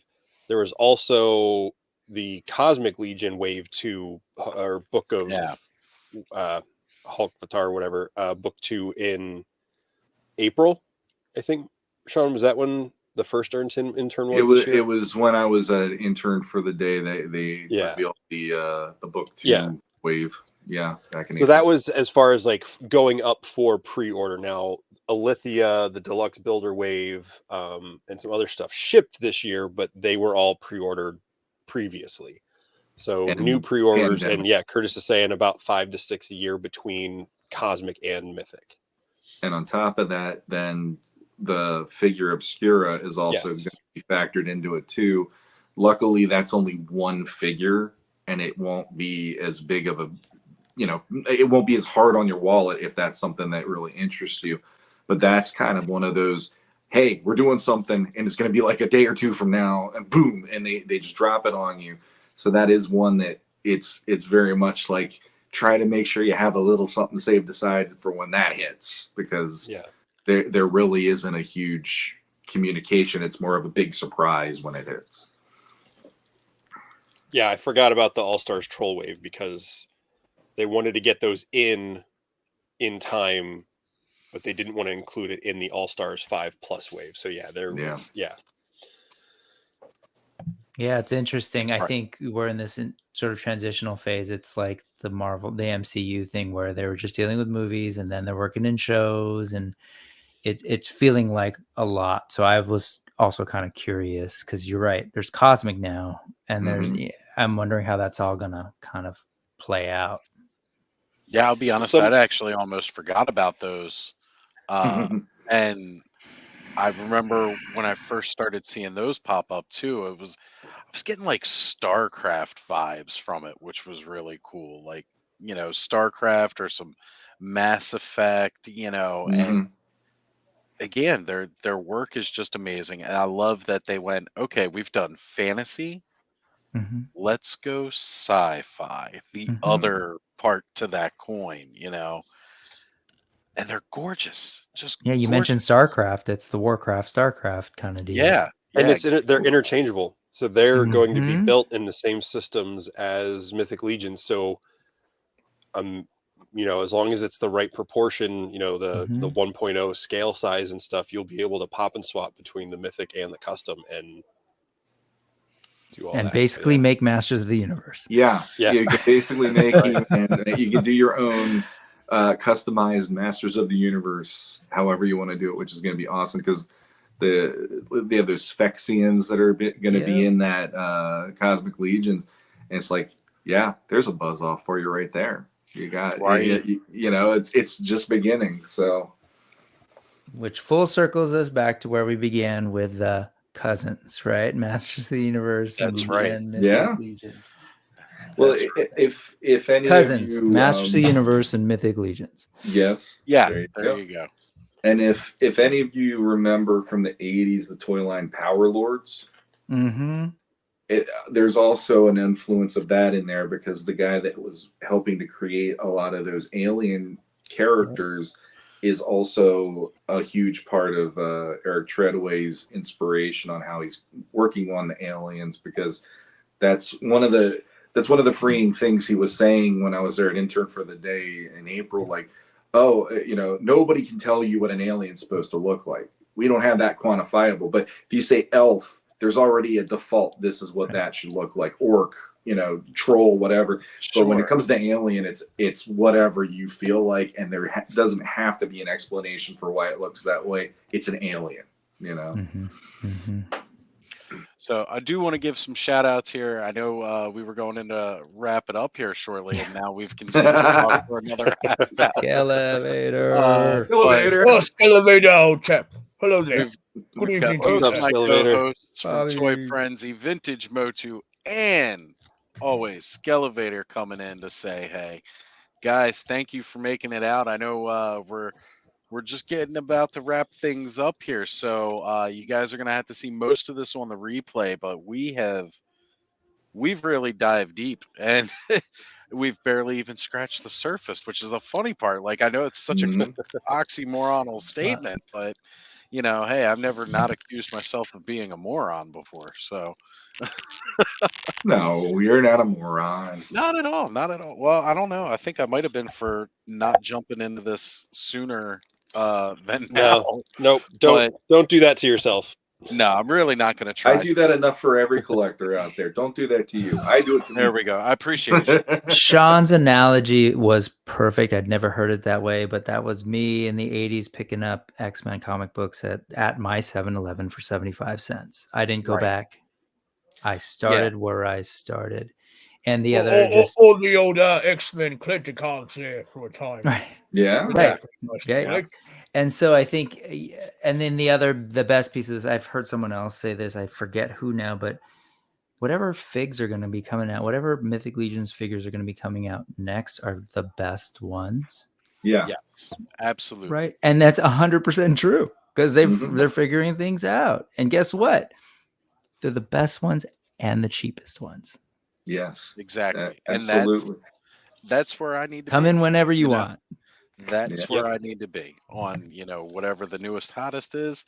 That's not normally my thing, but when it's the cheapest, that's when it's my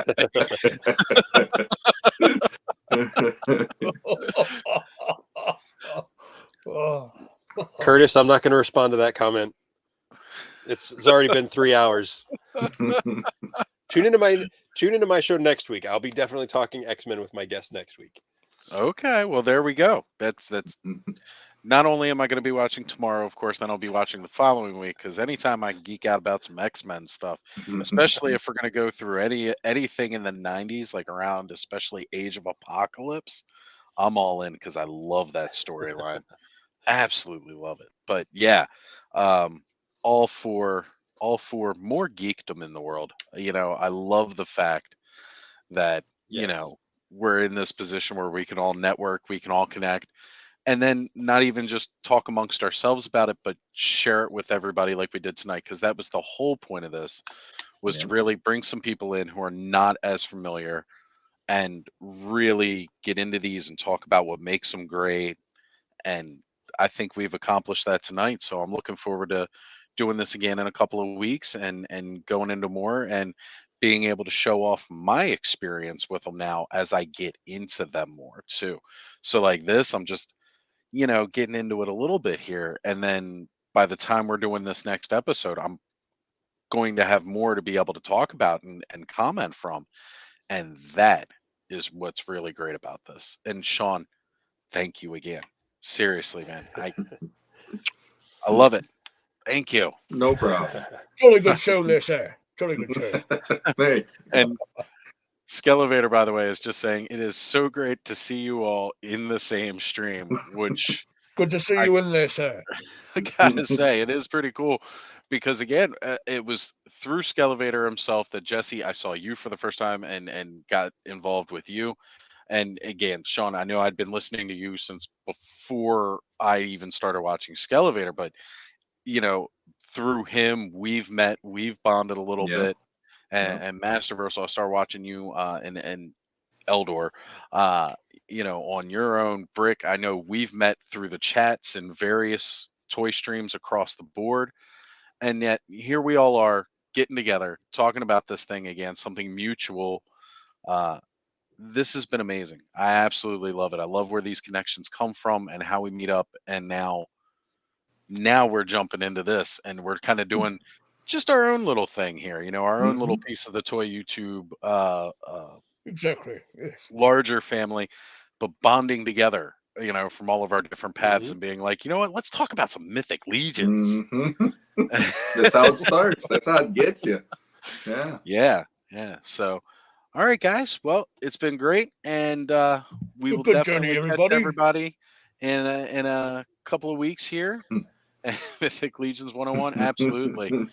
Yeah. Great toy community. Indeed. Definitely. Yes. That's what it's Definitely. Tune in next time for Mythic Legions 201. That's 201. right. Yeah. That's right. It's going to be 201 because I've graduated from 101 now. And Carol, my sister's even going from 101. She went from I'm not a toy collector to I'm gonna look at these to because she was messaging me earlier, like, oh man, these are great. These are great. And I won't say it on YouTube what she told me at the time, but my response to her, I'll tell you guys off the stream because it was hilarious. And then to seeing at the end, she's like, I've just pre-ordered. Oh, it's done. I'm done. Like I've got them. So I all right, everybody. So remember, everybody, there's no point in being grown up if you can't be childish sometimes. Amen. Words of 100%. wisdom. Very true. Okay, guys. Well, it's a wrap, everybody, and we'll see y'all next time. Have a good night.